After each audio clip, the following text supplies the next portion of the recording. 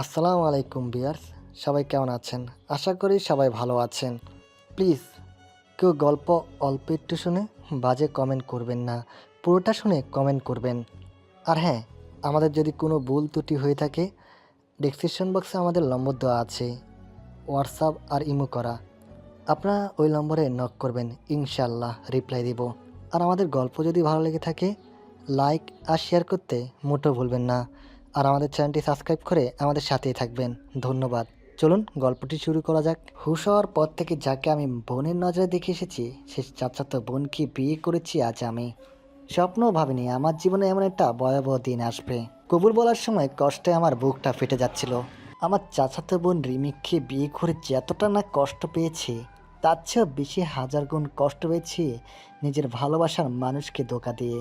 হ্যাঁ, আমি আমার ভালোবাসার মানুষকে ধোঁকা দিয়েছি। যাকে 2 বছর ধরে ভালোবেসে আসছি, তাকে ধোঁকা দিয়ে রিমির মতো একটা বাজে মেয়েকে বিয়ে করেছি, যে কিনা সম্পর্কে আমার চাচাতো বোন হয়। জানি না কোন পাপের শাস্তি পাচ্ছি আমি। আমি আমার খালাতো বোন আপিফাকে ভালোবাসি। ওর সাথে আমার 2 বছরের সম্পর্ক। কিন্তু 2 ঘন্টা আগে আমার খালাতো বোন আপিফাকে ছেড়ে আমার চাচাতো বোন রিমিকে বিয়ে করতে হয়েছে। যদিও বিয়েটা আমার ইচ্ছের বিরুদ্ধে দেওয়া হয়েছে। আমার বিয়েতে ইচ্ছে ছিল না। পরিবারের সম্মান বাঁচাতে আমাকে বলির পাঁঠা হতে হয়েছে। ফলস্বরূপ রিমির মতো একটা বাজে মেয়েকে নিজের জীবনসঙ্গিনী বানিয়েছি। এই মুহূর্তে আমি আর আপিপা ছাদে দাঁড়িয়ে আছি। আমরা দুজন ছাড়া ছাদে আর কেউ নেই। তাছাড়া এত রাত্রে ছাদে আর থাকার কেউ কথাও না।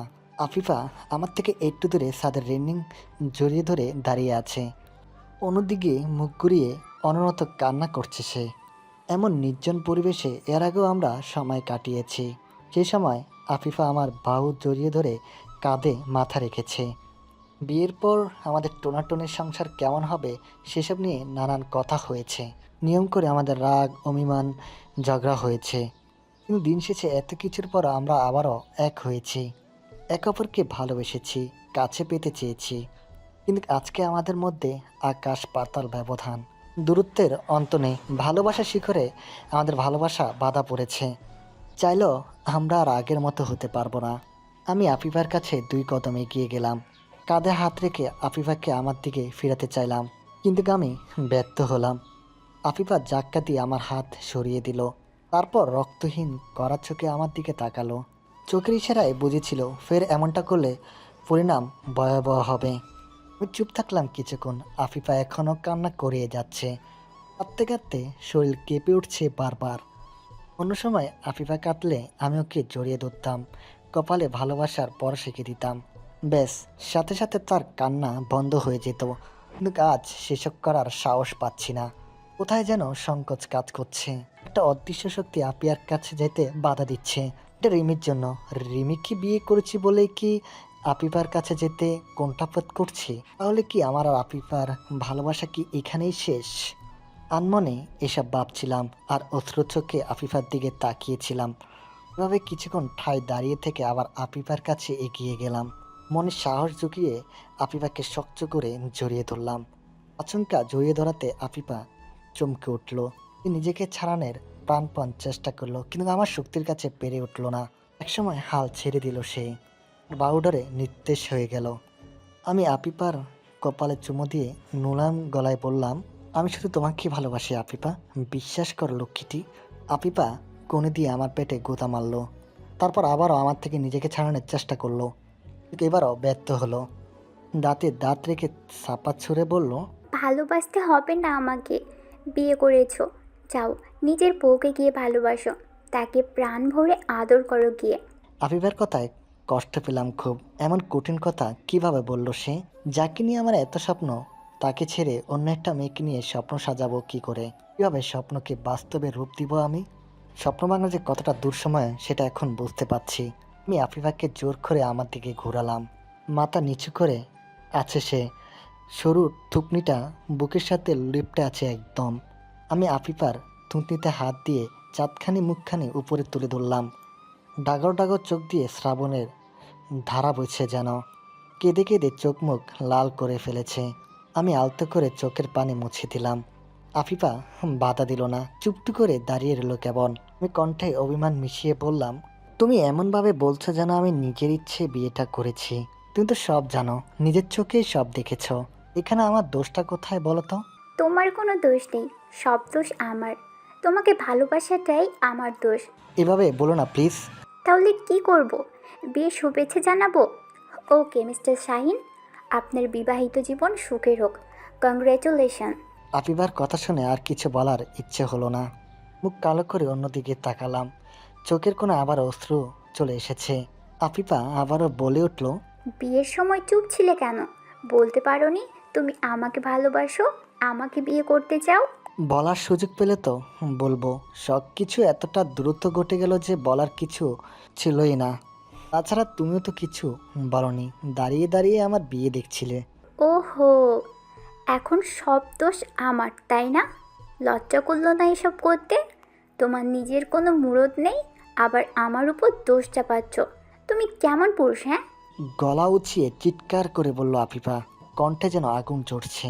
আমি একটু ঘাবড়ে গেলাম, পা পিছিয়ে গলা জড়ায় বললাম, এখানে আমি কি করতে পারতাম বলো তো? তুমি তো ভালো করে জানো তোমাদের সাথে আমাদের সম্পর্ক ভালো না। তুমি হাজারে বললো মা বাবা তোমাকে বাড়ির বউ বলে মেনে নেবে না। এখন না মেনে নিলেও পরে ঠিকই মেনে নিত। আর তুমি মন খারাপ করছো কেন? তোমার তো এখন খুশি হবার কথা। মানে খুশি হব কেন? রিমির মতো সুন্দরী একটা বউ পেয়েছো তাই। সত্যি বলতে তোমার কপালটা খুব ভালো, লাকি কপাল যাকে বলে। তুমি এতদিন গাছেরটা খেয়েছো, এখন তলারটা খাবে। আবার গাছের গোড়া কেটে উপরে পানি ঢালবে। এবার কিন্তু বাড়াবাড়ি হয়ে যাচ্ছে আফিফা। তুমি ভালো করে জানো এই বিয়েতে আমার মত ছিল না। তাছাড়া আমি শুধু তোমাকে ভালোবাসি। ভালোবাসা আর থাকলো কই, সব তো অন্য কেউ দখল করে নেবে। আসলে সত্যি কথা হচ্ছে, তুমি আমাকে ভালোই বাসোনি। ভালোবাসলে অনেক আগেই পরিবারকে আমাদের বিষয়টা জানাতে।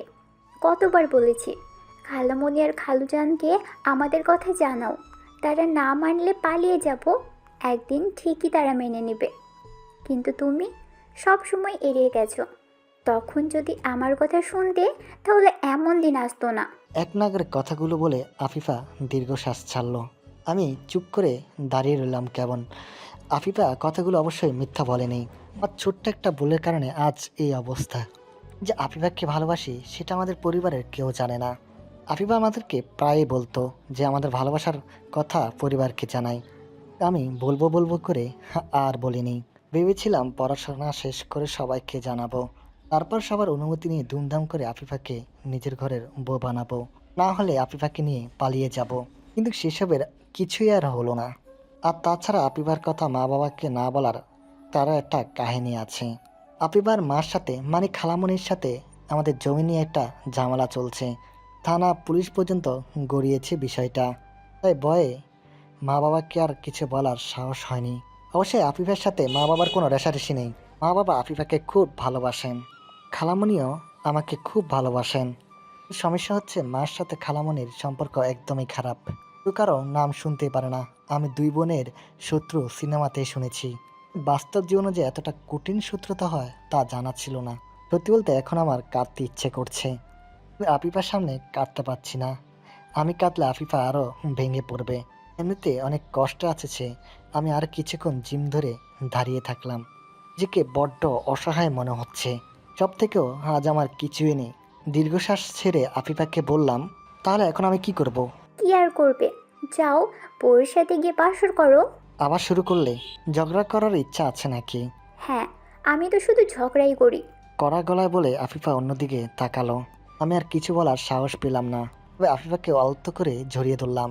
আফিফা এবার আর বাধা দিল না। আমার বুকে বিড়াল শালার মতো গুটিমুটি হয়ে রইল। আমি তার মাথায় হাত বুলাতে লাগলাম। হঠাৎ সিঁড়ি ভেঙে কারো ছাদে আসার শব্দ শোনা গেল। আমি হটচকিয়ে উঠলাম। নুপুরের রিমঝিম শব্দ কানে ভেসে আসছে। রাতের নিস্তব্ধতাকে শব্দটা আরও বাড়িয়ে দিয়েছে। চাঁদের দরজার দিকে চোখ গেল আমার। আমার চাচাতো বোন রিমি, যার সাথে কিছুক্ষণ আগে আমার বিয়ে হয়েছে, সে দাঁড়িয়ে আছে, গায়ে লাল বেনারসি শাড়ি। এই সাজে তাকে অপসরীর থেকেও কম লাগছে না। আফিফাকে জড়িয়ে থাকতে দেখে চোখ বড় বড় করে তাকালো রিমি। আমি রিমিকে দেখে তাড়াহুড়া করে আফিফাকে ছেড়ে দিলাম। রিমি আমার কাছে এগিয়ে এলো, একদম আমার সামনাসামনি এসে দাঁড়ালো। আফিফা প্রথম রিমিকে খেয়াল করেনি, কিন্তু যখন খেয়াল করলো তখন কাঁপতে কাঁপতে এসে আমার পিছনে দাঁড়ালো। রিমিকে বড্ড ভয় পায় আফিফা। শুধু আফিফা না, বাড়ির সকালে রিমিকে বড্ড ভয় পায়। তাছাড়া আফিফা আর রিমির মধ্যে সাপে নেওয়ালের সম্পর্ক, কেউ কাকে সহ্য করতে পারে না। এদিকে রিমি আমার সামনাসামনি দাঁড়িয়ে গোল লাগা দৃষ্টিতে আমাকে দেখছে। আমি একটু ঘাবড়ে গেলাম, ঘাম ঝরতে লাগলো আমার শরীর থেকে। আফিফাকে আর আমাকে এত রাত্রে এইখানে দেখলে রিমি সিক্রেট করলে ঝামেলা হয়ে যাবে। বাবা যদি আমার আর আফিফার সম্পর্ক জানতে পারে তাহলে কপালে টিকটিকি জমবে, রোজ আমাকে বাড়ি থেকে বের করে দিবে। কিন্তু রিমি সেসবের কিছুই করলো না। আমাকে অবাক করে দিয়ে মিষ্টি সুরে বলল, আমার কলিজাটা এত রাতে এখানে কি করে? রিমির কথা শুনে আকাশ থেকে পড়লাম। কি সুন্দর করে না আমাকে কলিজা বলল। ভাবখানা এমন যে আমি তার প্রেমিক। আমাকে এক সেকেন্ড না দেখলে বেচারির পান বেরিয়ে যাবে। বিরক্তকর মেয়ে একটা, ইচ্ছে করছে মেরে তক্তা বানাই, কিন্তু আফসোস আমার হাত পা বাঁধা। আগে রিমিকে কিছু বলতে পারতাম না, এখন তো আবার তাকে বিয়ে করেছি। ওকে কিছু বললে বাড়ির সবাই আমাকে তুলোধুনো করবে। আমি আমতা আমতা করে বললাম, তেমন কিছু না, এমনি গল্প করছিলাম। ওহো মা, তাই নাকি? কই, তোদের দিকে তো সেরকম মনে হচ্ছে না। কি রে আফিফা, তোরা দুজন গল্প করছিলি বুঝছি। আফিফা মাথা নাড়ালো। রিমি মুস্কি হেসে বলল, আমি তো ভেবেছিলাম তোরা শালি দুলাভাই মিলে প্রেম করছিলি। রিমির কথা শুনে ভীষণ খেলাম। রিমি আমার মাথায় হাত বুলিয়ে শান্ত করার চেষ্টা করছে। আমি একটু সময় নিয়ে নিজেকে সামলালাম। তারপর রাগী গলায় রিমিকে শুধালাম, পাগলের মতো কি বলছিস? হ্যাঁ, মাথা ঠিক আছে তোর? হ্যাঁ, আমি তো মজা করে বলেছি। আফিফা তোর খালাতো বোন হয়, তাই একটু দুষ্টুমি করলাম। কিন্তু তুই এদের রেগে যাচ্ছিস কেন? নাকি আবার সত্যি সত্যি তোদের মধ্যে প্রেম টেম চলছে? দ্যাট ফালতু কথা রাখতো, আমার আর আফিফার মধ্যে কিছুই নেই। রাগে চোখ লাল করে বললাম আমি। রিমি আমার কথা শুনে ঠোঁট বাঁকিয়ে হাসলো। তার হাসির কারণটা ঠিক বুঝলাম না। রিমি হাসি বন্ধ করে আমার গাল টিপে বলল, ইস, আমার জানটা তো রেগে যাচ্ছে কেন? কথায় কথায় খালি রাগ করে, দুষ্টুমিও বুঝে না, আবার খেমেও একসা হয়ে গেছে। কথাটা শেষ করে রিমি তার শাড়ির আঁচল দিয়ে আমার মুখ মুছে দিতে লাগলো। আমি বিরক্ত হয়ে বললাম, কি করছিস এসব? স্বামীর সেবা করছি, তুই আমার একমাত্র স্বামী, তোর সেবা করা আমার দায়িত্ব। দূর শর্ত, বিরক্ত করিস না। রিমিকে দূরে সরিয়ে দিলাম। রিমি আবার আমার কাছে চেপে এলো। এবার দুই হাত দিয়ে আমার গলা জড়িয়ে ধরলো। আদরে গলায় বলল, বাসর রাতে বউয়ের সাথে রোম্যান্স করা বাদ দিয়ে এখানে দাঁড়িয়ে থাকা কি ঠিক? ঘরে চল। তুই যা, আমি একটু পর আসছি। রিমি কিছুই বলল না, কিন্তু একটা ভয়ঙ্কর কাণ্ড ঘটিয়ে বসলো। আচমকা আমার ঠোঁটে কিস করলো, আর সেটা আপিপার সামনেই। ঘটনাটা এতই দ্রুত ঘটে গেল যে আমার কিছুই করার ছিল না। আমি শুধু কারেন্টের খাম্বার মতো শীট শীট হয়ে দাঁড়িয়ে রইলাম। রিমি আলতো করে আমার ঠোঁটে দুটা তিনটা কিস করে ছেড়ে দিল। তারপর দুষ্ট হাসি দিয়ে বলল, এরকম আরও মিষ্টি চাইলে তাড়াতাড়ি চলে আয়। আমি তোর অপেক্ষায় আছি, আজ আদর আদর ভরিয়ে দিব তোকে। তারপর রিমি হাসতে হাসতে চাঁদ থেকে নেমে চলে গেল। আমি যেন হাত ছেড়ে বাঁচলাম। এই রিমি যখনই আমার সামনে আসে তখনই কোনো না কোনো কাণ্ড ঘটিয়ে বসে। আমাকে লজ্জায় পড়তে হয়। আমি একটা স্বস্তির নিঃশ্বাস ফেলে আফিফার দিকে তাকালাম। আফিফা রাগে পুড়ছে, তার রাগ করাটা স্বাভাবিক। আমি হলে হয়তো এর থেকেও বেশি রাগ করতাম।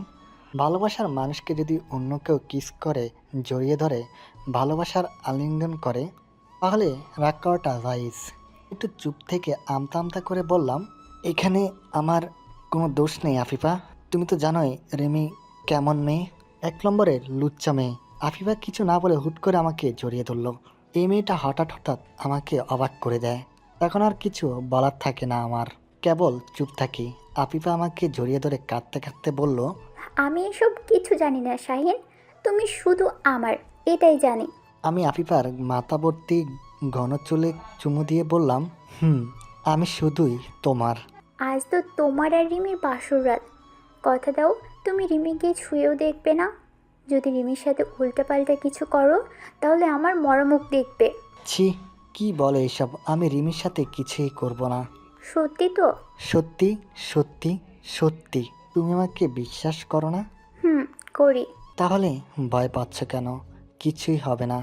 এখন একটু হাসো তো, গোমরা মুখে তোমাকে একদম ভালো দেখায় না। আফিফা একটু হাসার চেষ্টা করলো, কিন্তু হাসতে হাসতে হুট করে কেঁদে ফেললো। কাঁদতে কাঁদতে আমার বুকে মুখ লুকিয়ে ফেললো। আমি আফিফার কান্না থামানোর চেষ্টা করলাম না। আজকে আফিফা প্রাণ খুলে কাঁদুক, চোখের পানির সাথে হয়তোবা মনের কষ্টগুলো ধুয়ে যাবে। কিন্তু আফসোস, আমি কাঁদতে পারছি না, কারণ ছেলেদের শত দুঃখ কাঁদতে নেই। তাহলে আমার জমানো কষ্টগুলো কিভাবে দূর করব? উত্তর জানা নেই আমার। আফিফা কিছুক্ষণ কাদার পর চুপ হলো, কান্না মিশ্রিত জমা গলায় বলল, আমি তোমাকে নিজের করে পাবো তো? দূর পাগলি মেয়ে, আমি সারা জীবন তোমারই আছি, এমন তোমারই থাকবো। আফিফা এবার সামান্য হাসলো, যে হাসির কোনো প্রাণ নেই, নেই কোনো সজীবতা, একদম নিষ্পাপ হাসি। আফিফার এমন নির্মল হাসি দেখে আমার মন জুড়িয়ে গেল। হয়তো ভালোবাসার মানুষের কষ্ট একটু হলেও কমেছে তাই। হঠাৎ আবার কারো ছাদে আসার শব্দে কানে এলো, কি যেন সিঁড়ি ভেঙে ছাদে আসছে। ভাবলাম হয়তো আবার রিমি আসছে। আমি আফিফাকে ছেড়ে দিলাম, কিন্তু এবার রিমি নয়, পাশের বাড়ির রাসেল ভাই আর মোমো ভাবি এলো। আমাকে দেখে রাসেল ভাই 32 পাটি দাঁত বের করে বললেন, কি মিয়া, বাসর ঘরে বউ রেখে এখানে কি হচ্ছে? নতুন লাইন সংযোগ দিচ্ছ নাকি? এসব কিন্তু ঠিক না। রিমি জানতে পারলে তোমাকে কাঁচা চিবিয়ে খাবে। জানোই তো রিমি কেমন মেয়ে। রাসেল ভাইয়ের কথা শেষ হতে পাশে থেকে মোমো ভাবি বলে উঠলেন, দেবরজি, আমরা অনেক কষ্ট করে বাসরঘর সাজিয়েছি যাতে তোমাদের বিড়াল মারতে সুবিধা হয়, কিন্তু তুমি বিড়াল মারা বাদ দিয়ে এখানে তারা গুনছো। আমি তো আরো ভেবেছিলাম তুমি আজ খাট ভাঙবে, কিন্তু সেটা মনে হয় আর সম্ভব না। কথাগুলো বলেই মোমো ভাবি দুষ্ট হাসি দিল। পাশে থেকে রাসেল ভাইও তাল মিলালো। সত্যি বলতে রাসেল ভাই আর মোমো ভাবির কথা শুনে কাটা গায়ে নুনের মতো লাগছে। আগে আমার পুরো শরীর কিনমিল করছে। আমি রাগটাকে কন্ট্রোল করে দাঁতে দাঁত চেপে বললাম, মোমো ভাবি, আপনিও আপনার সবটা জানার পরও এসব বলছেন? রাসেল ভাই আমাকে কিছু একটা বলতে গিয়ে থেমে গেলেন। আমার পাশে থাকা আফিফাকে দাঁড়িয়ে থাকা কিছু বললেন উনি। বললেন, আফিফা, তুমি এখন নিচে যাও, অনেক রাত হয়েছে। আফিফা আর কথা না বাড়িয়ে চলে গেল। রাসেল ভাই আর মোমোভাবে আমার কাছে এগিয়ে এলো। শাহিন, যা হবার তা হয়ে গেছে, আবার নতুন করে শুরু করো। রিমি বড্ড ভালো মেয়ে, তোমাকে অনেক সুখে রাখবে। আপনি আমার জায়গায় হলে নতুন করে সব শুরু করতে পারতেন, পারতেন সব কিছু মেনে নিতে। রাসেল ভাই আর কিছু বলল না, কেবল আমার দিকে এক দৃষ্টিতে তাকিয়ে রইলেন। আমি আর কিছু না বলে নিচে নেমে এলাম। মানুষ চাইলে সব কিছু নতুন করে শুরু করতে পারে না, কারো কষ্টের ঘা সারা জীবনও শুকায় না। আমার ক্ষেত্র তাই হয়েছে। আফ্রিকাকে হারিয়ে আমার হৃদয়ে যে ক্ষতর সৃষ্টি হয়েছে কখনো ঠিক হবে না। ও হ্যাঁ, এত কথা জগের মধ্যে নিজের পরিচয়টা তো দেওয়া হলো না। আমি শাহিন, শাহিন আলম, মা বাবার একমাত্র সন্তান। ওর অনার্স ফাইনাল ইয়ারে পড়ালেখা করছি। একটু আগে যার সাথে আমার বিয়ে হয়েছে সে আমার চাচাতো বোন রিমি। সেও মা বাবার একমাত্র সন্তান। আমার সাথে এবার অনার্স ফাইনাল ইয়ারে পড়ালেখা করছে। আমাদের এলাকায় যদি সুন্দরী মেয়ের লিস্ট করা হয় তাহলে রিমির নাম সবার উপরে থাকবে। রিমি এতটাই সুন্দরী যে যার কোনো জবাব নেই। যদিও রিমি সুন্দরী বলে তার মধ্যে কোনো অহংকার নেই, তার ব্যবহার দেখলে মনে হয় এটা হিটলারের মেয়ে। সবচেয়ে বড় কথা, রিমির মধ্যে লজ্জার সিটিবিটাও নেই। আমার সামনে এলে যেন বিয়া হয়ে যায়। আসলে অন্যদের সামনে পাক্কা হুজুরের সাজে, যত বিয়াপনা শুধু আমার সাথেই করে। আমি এসব ভাবতে ভাবতে আমার ঘরের সামনে এসে দাঁড়ালাম। গতকাল অবধি এই ঘরটা শুধু আমার ছিল, কিন্তু আর সেটা অন্য কারো দখলে। আমি মুখ বার করে দরজাটা খুললাম।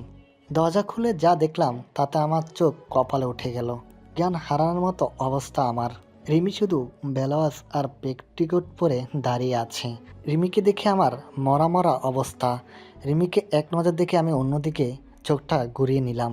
রিমি দুষ্ট হাসি দিয়ে কোমর দোলাচ্ছে, চোখ মুখ খুশিতে চকচক করছে তার। অন্যদিকে তাকিয়ে দাঁতে দাঁত চেপে বললাম, তোর শাড়ি কই? শাড়ি খুলে এভাবে অর্ধ উলঙ্গ হয়ে দাঁড়িয়ে আছিস কেন? তোকে আমার সব কিছু দেখাচ্ছি, তাছাড়া একটু পর তো নিজেই আমার শাড়ি খুলবি, তাই আগে থেকে সব খুলে রাখছি যাতে তোর সময় নষ্ট না হয়। এখন বেশি কথা না বলে তাড়াতাড়ি শুরু করতো। অধৈর্য হয়ে তাড়াগা দিল রিমি। আমাকে কাছে পাওয়ার জন্য মরিয়া হয়ে উঠেছে যেন। সবটা বোঝার পরও না জানার বান করে বললাম, কি শুরু করব? আমাকে আদর কর। বাসার রাতে মানুষ কি করে জানিস না? না জানলে আমি তোকে শিখিয়ে দিচ্ছি। লাগাবো কানের নিচে চর, চুপচাপ শাড়ি পর। কেন? আমাকে সুন্দর লাগছে না বুঝি? দেখ আমার নাভির নিচে কত সুন্দর একটা তেল আছে। রিমির কথা না শোনার পরও আমার দৃষ্টি তার পেটের দিকে চলে গেল। নাভির ঠিক ডান পাশে ছোট্ট একটা তিল। রিমির বর্ষা পেটে তিলটা যেন আরও ফুটে উঠেছে, অনেকটা কুনজর কাটানোর জন্য টিকার মতো। ছোটবেলায় মা কপালে বড় করে টিপ দিয়ে দিত যাতে কারো নজর না লাগে, তেমন রিমির মাতাল করা পেটের দিকে যেন কারো নজর না লাগে, এর জন্য হয়তো তিলটার সৃষ্টি হয়েছে। আমি খুব করে চাচ্ছি রিমির তিলটার যেন দিকে দৃষ্টি না যায়, কিন্তু বেয়ার চোখ দুটো তা মানছে না। নিরাপয় হয়ে রিমির পেটের দিকে তাকিয়ে রইলাম। এমন মনে হচ্ছে কোনো এক অদৃশ্য শক্তি রিমির দিকে আমাকে টানছে। ওর কাটলো রিমির কথায়। পছন্দ হয়েছে তিলটা? আমি কিছু বললাম না। রিমি তার ঠোঁট দুটো মৃদুভাবে কামড়িয়ে বলল, আরে আমার আরেকটা গোপন জায়গায় তিল আছে, দেখাবো?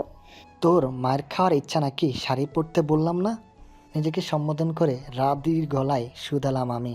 রিমির কথাগুলো ধীরে ধীরে রাগীর পর্যায়ে চলে যাচ্ছে। আমার রাগ দেখে মনে হচ্ছে রিমি ভয় পাওয়ার বদলে মজা পাচ্ছে। এ আমার কাছে এগিয়ে এলো, আঙুল দিয়ে আমার মুখে ছুঁয়ে বলল, ইস, আমার জামাইটার কত রাগ। দাঁড়া, তুই সমস্ত রাগ আমি ঠান্ডা করে দিব। কথাটা বলেই আমার হাত তার পেটে চেপে ধরলো। আমি যেন কান্টে শট খেলাম। হাত সরানোর চেষ্টা করেও সরাতে পারলাম না। তুমি আরও শক্ত করে হাতটা চেপে ধরলো। তারপর আরেকটা হাত টেনে তার সরল বুকের উপরে রাখলো। এবার আমি পাথরের মতো শক্ত হয়ে গেলাম। আমার এক হাত রয়েছে তার পেটের উপরে, আর এক হাত রয়েছে তার বুকের উপর। রিমি দুষ্ট হাসি দিয়ে বলল, এখন কেমন লাগছে? রাগ কমেছে? এইসব কি কি কি করছিস তুই? ছাড় আমাকে।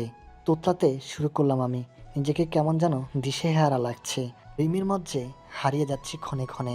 পুরুষ মানুষকে আয়ত্তে রাখা কৌশল মেয়েরা ভালো করে জানে। আমিও তার ব্যতিক্রম নয়। সে আমার আরও কাছাকাছি চেপে এলো। সে আমার পায়ে ভর দিয়ে আমার আরও কাছাকাছি মুখটা এনে বলল, আগে একটা কিস কর। রিমির কথায় মাদকতা আছে, আমাকে ঘায়েল করে নিমিষেই। আমি যেন কেমন একটা ঘোরের মাঝে চলে যাই। হঠাৎ বাইরে জোরে একটা শব্দে কি যেন কানে এলো। ঘর থেকে বেরিয়ে এলাম, রিমিকে ধাক্কা দিয়ে দূরে সরিয়ে দিলাম। রিমি বিছানায় গিয়ে পড়ল। আমি নিজেকে সামলিয়ে চোখ লাল করে রিমিকে কলায় গড়াই বললাম, তুই এত নির্লজ্জ কেন? আমার সাথে কি এসব শুরু করেছিস? হ্যাঁ, দাদি তো নারী কাটার সময় লজ্জার পানি দেয় না নাকি? সেটা তোর না জানলেও চলবে। তাছাড়া স্বামীর কাছে লজ্জা কিসের? কি? কে তোর স্বামী? ইস, আমার কচ্ছি স্বামী রে, যেন কিছু জানে না। আগে একটু আগে 3বার কবুল বলে কি আমাকে বিয়ে করলো শুনি? আমি এই বিয়ে মানি না। বললেই হলো? শুধু তুই না, তোর 14 গোষ্ঠী সহ এই বিয়ে মানবে। জোর গলায় বললেই সত্যটা মিথ্যা হবে না। ভালো করে জানিস আমাদের বিয়েটা কিভাবে হয়েছে। তো এখন কি করতে চাচ্ছিস তুই? সেটা পরে বলছি, আগে প্লিজ তোর শরীরটা। না, আমি এইভাবেই থাকবো। তাহলে থাকতেই আমি চলে যাচ্ছি। তোর মতো বেয়ায়া মেয়ের সাথে এক ঘরে থাকা আমার কাছে সম্ভব নয়। কথাটা বলে আমি রুম থেকে বের হতে যাব। অমনি রিমি দরজার কাছে এসে আমাকে টেনে ধরলো, চোখ পাকিয়ে বলল, রুমের বাইরে এক পা ফেলবি না, তুই বস, আমি শাড়ি পরে আসছি। তারপর রিমি বিছানার উপরে থাকা শাড়িটা নিয়ে ওয়াশরুমে চলে গেল। সোফায় বসে গা হেলিয়ে দিলাম। চিন্তা করছি কিভাবে রিমির থেকে মুক্তি পাওয়া যাবে। এই মেয়ের সাথে থাকা আমার পক্ষে অসম্ভব, একেবারে অসম্ভব। বিয়ের প্রথম রাতে যা শুরু করেছে, তারপর তো বাকি দিন তো পড়েই আছে। তাছাড়া আমি আফিফাকে ভালোবাসি, তাই রাফিফার জন্য হলো রিমির থেকে আলাদা হতে হবে। আমি আফিফাকে নতুন করে আর কষ্ট দিতে চাই না। এমনিতে বেচারিকে অনেক কষ্ট দিয়ে ফেলেছি। আমি একটা হিসাব মিলাতে পারছি না, রিমি এত সহজে বিয়েটা মেনে নিল কেন? সে তো বিয়ে করতে চাচ্ছিল না, তাহলে আমার সাথে তার বিয়ে হওয়াতে অশান্তি নাই কেন? বরং মনে হচ্ছে রিমি খুব খুশি। আমি বসে বসে এসব ভাবছিলাম, তখন দেখলাম রিমি শাড়ি গায়ে জড়িয়ে ওয়াশরুম থেকে বেরিয়ে এলো। শাড়িটা এমনভাবে পরেছে যে শরীরের সব কিছু আগের মতোই দেখা যাচ্ছে। শাড়িটা কোনো মতেই গায়ে পেঁচিয়ে চলে এসেছে। চোখ কপালে তুলে বললাম, এভাবে শাড়ি পরেছিস কেন? একা একা পড়তে পারছি না, তুই একটু হেল্প কর তো। আমি কিভাবে হেল্প করবো? আমি শাড়ি পরাতে পারি না। একদম মিথ্যা বলবি না, চুপচাপ আমাকে শাড়ি পরিয়ে দে। সরি, পারবো না। ওকে, তাহলে আমিও এবার সব খুলে ফেলছি। গায়ে একটা সুতাও রাখবো না। বলতেই রিমি তার এলোমেলো পরা শাড়ি খুলতে লাগলো। আমি উপান্নত না পেয়ে তাগালা দিয়ে বললাম, থাক আর ডন দেখাতে হবে না, পরিয়ে দিচ্ছি। আমি হাঁটু মুড়ে রিমির সামনে বসলাম। তারপর রিমিকে শাড়ি পরিয়ে দিতে লাগলাম। রিমি আমার কাঁধে ভর করে দাঁড়িয়ে আছে। আমার শখ ছিল প্রতিদিন আফিফাকে বিয়ের পরে শাড়ি পরিয়ে দিব। তাই পাশের বাড়ি মোমো ভাবির থেকে 10 দিন শেখার পর পরানো শিখেছি। আমি কোনোদিন ভাবিনি আফিফার বদলে রিমিকে শাড়ি পরাতে হবে। জানলে শাড়ি পরানো শেখানো তো দূরের কথা, শাড়ি ছুঁয়েও দেখতাম না। পরা কপাল আমার। শাড়ি পরানো শেষে রিমির হাতে কুচি দিয়ে বললাম, নে গুজে দে। পারবো না, তুই গুজে দে। এটাও পারিস না? তাহলে পারিসটা কি শুনি? সব কিছুই পারি, কিন্তু তুই থাকতে আমি কেন করবো? আমি আর কথা বাড়ালাম না। রিমির সাথে তর্ক করার সাধ্য আমার নেই। তাই শাড়ির কুচিগুলো রিমির নাভির নিচে গুছিয়ে দিলাম।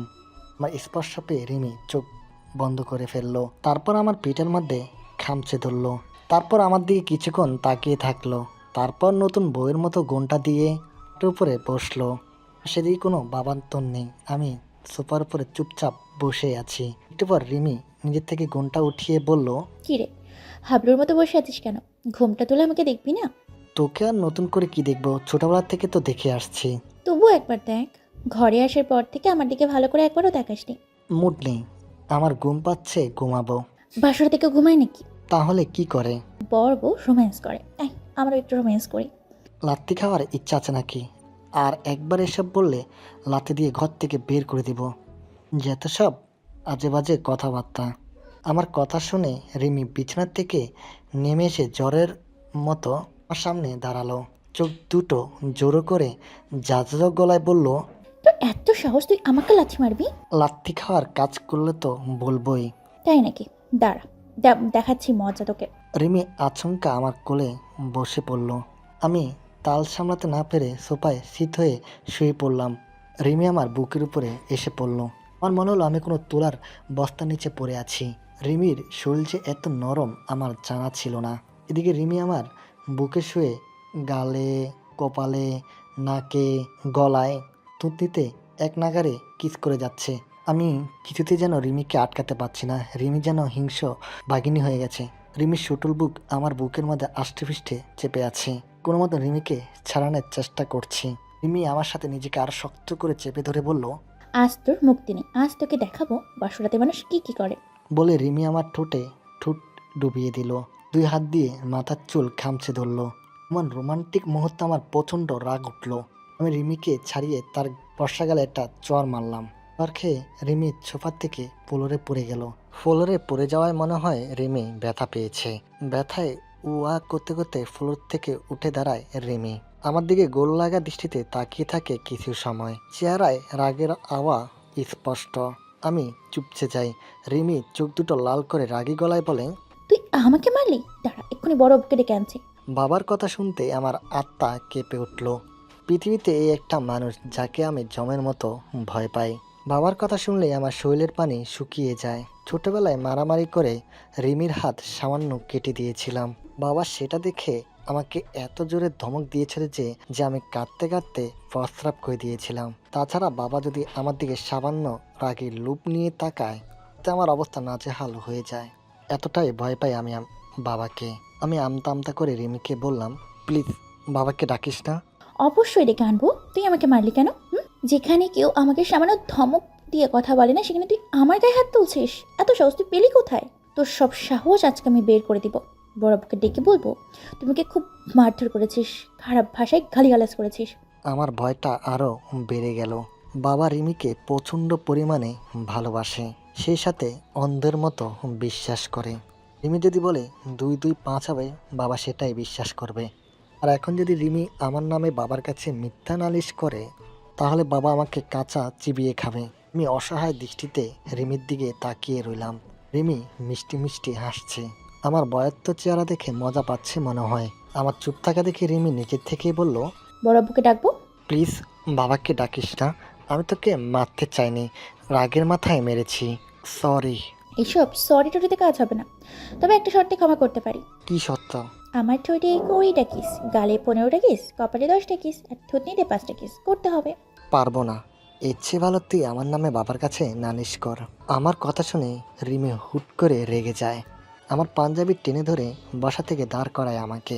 রিমির রাগী মুখখানা আমার সামনে এনে বলে, সমস্যা কি তোর?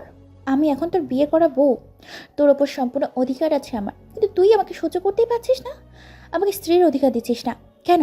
রিমির কথা শুনে চুপ করে রইলাম। বলার মতো কিছুই নেই আমার। রিমিকে তো স্ত্রীর অধিকার দূরের কথা, তার সাথে একই বিছানায় ঘুমাতে পারবো না। যাকে এতদিন বোনের নজরে দেখে আসলাম তাকে এখন বউ হিসাবে মানা আমার পক্ষে সম্ভব না। তার উপরে ভালোবাসার মানুষকে কথা দিয়েছি রিমির সাথে খারাপ কিছু করব না। এদিকে আমার চুপ করে থাকা দেখে রিমির রাগের পরিমাণ আরও বেড়ে যায়।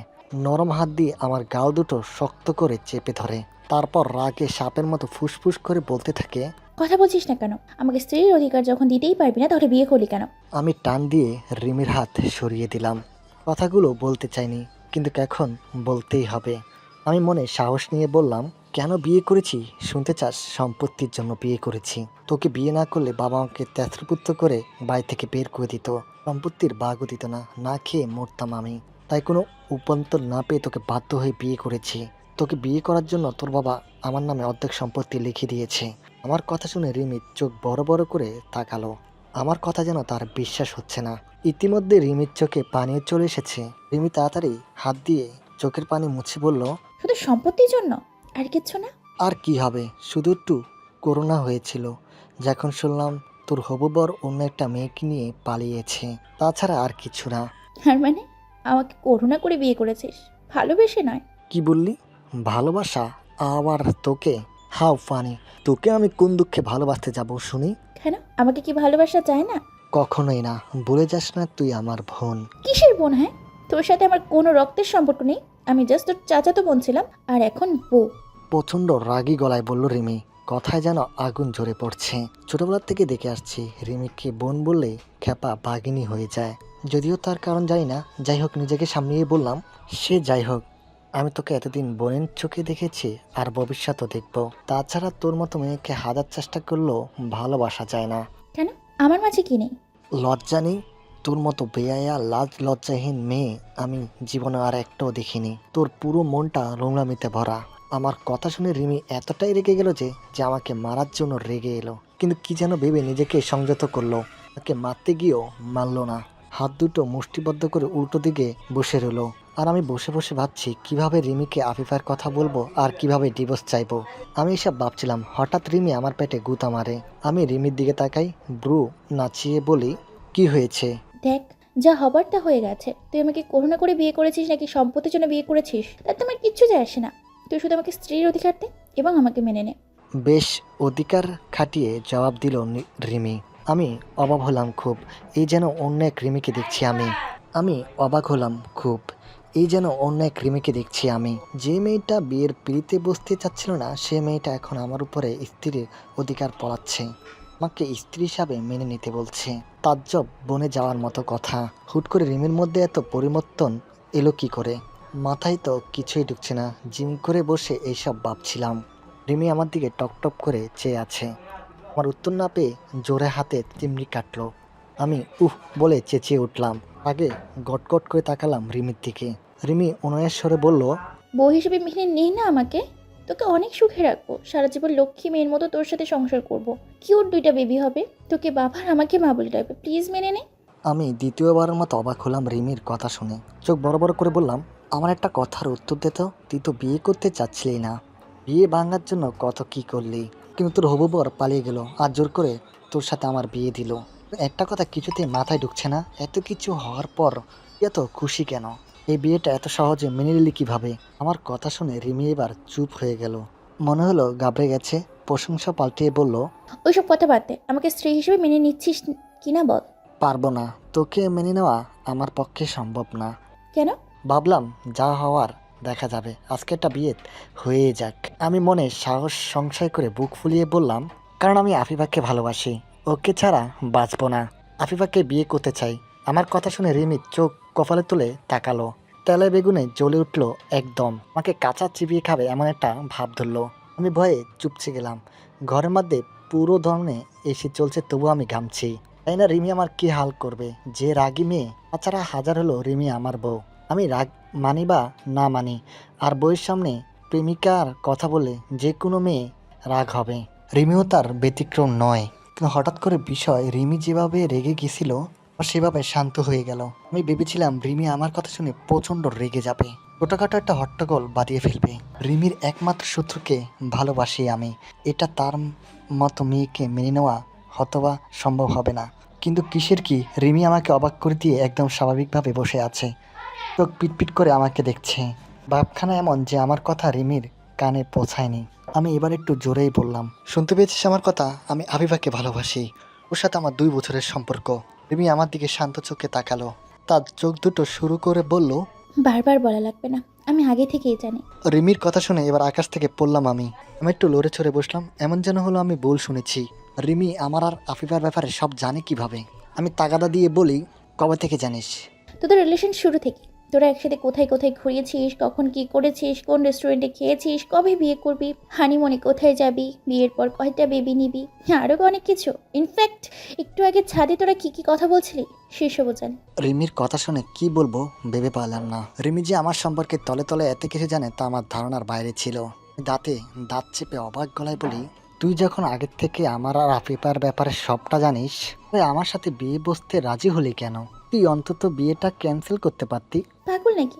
বিয়ে ক্যান্সেল করার কোনো প্রশ্নই আসে না। কেন? এমনি আমার ইচ্ছে। তোর ইচ্ছে মানে কি? বিয়েটা তোর কাছে পুতুল খেলা মনে হয় নাকি? পুতুল খেলে মনে হবে কেন? বিয়ে হচ্ছে ভালোবাসার পবিত্র বন্ধন, যে বন্ধন স্বয়ং আল্লাহ তাআলা জোড়া লাগিয়ে দেয়। এতই যখন জানিস তাহলে বিয়ের জন্য রাজি হলি কেন? তুই তো ভালো করে জানিস এই বিয়ে বান্ধব বন্ধন আমি ভালো করে মানতে পারবো না। আমার বন্ধন আগের থেকে আল্লাহ আফিফার সাথে জুড়ে দিয়েছে। রিমি মুখ বাঁকিয়ে টিটকারি করলো, আমার কথার কোনো গুরুত্বই দিল না সে, বরং অন্যদিকে মুখ ঘুরিয়ে বিড়বিড় করে কি যেন বলতে লাগলো। আমি তাগাদি দিয়ে বললাম, কিছু বলছিস না কেন? বল, আমাকে কেন বিয়ে করেছিস?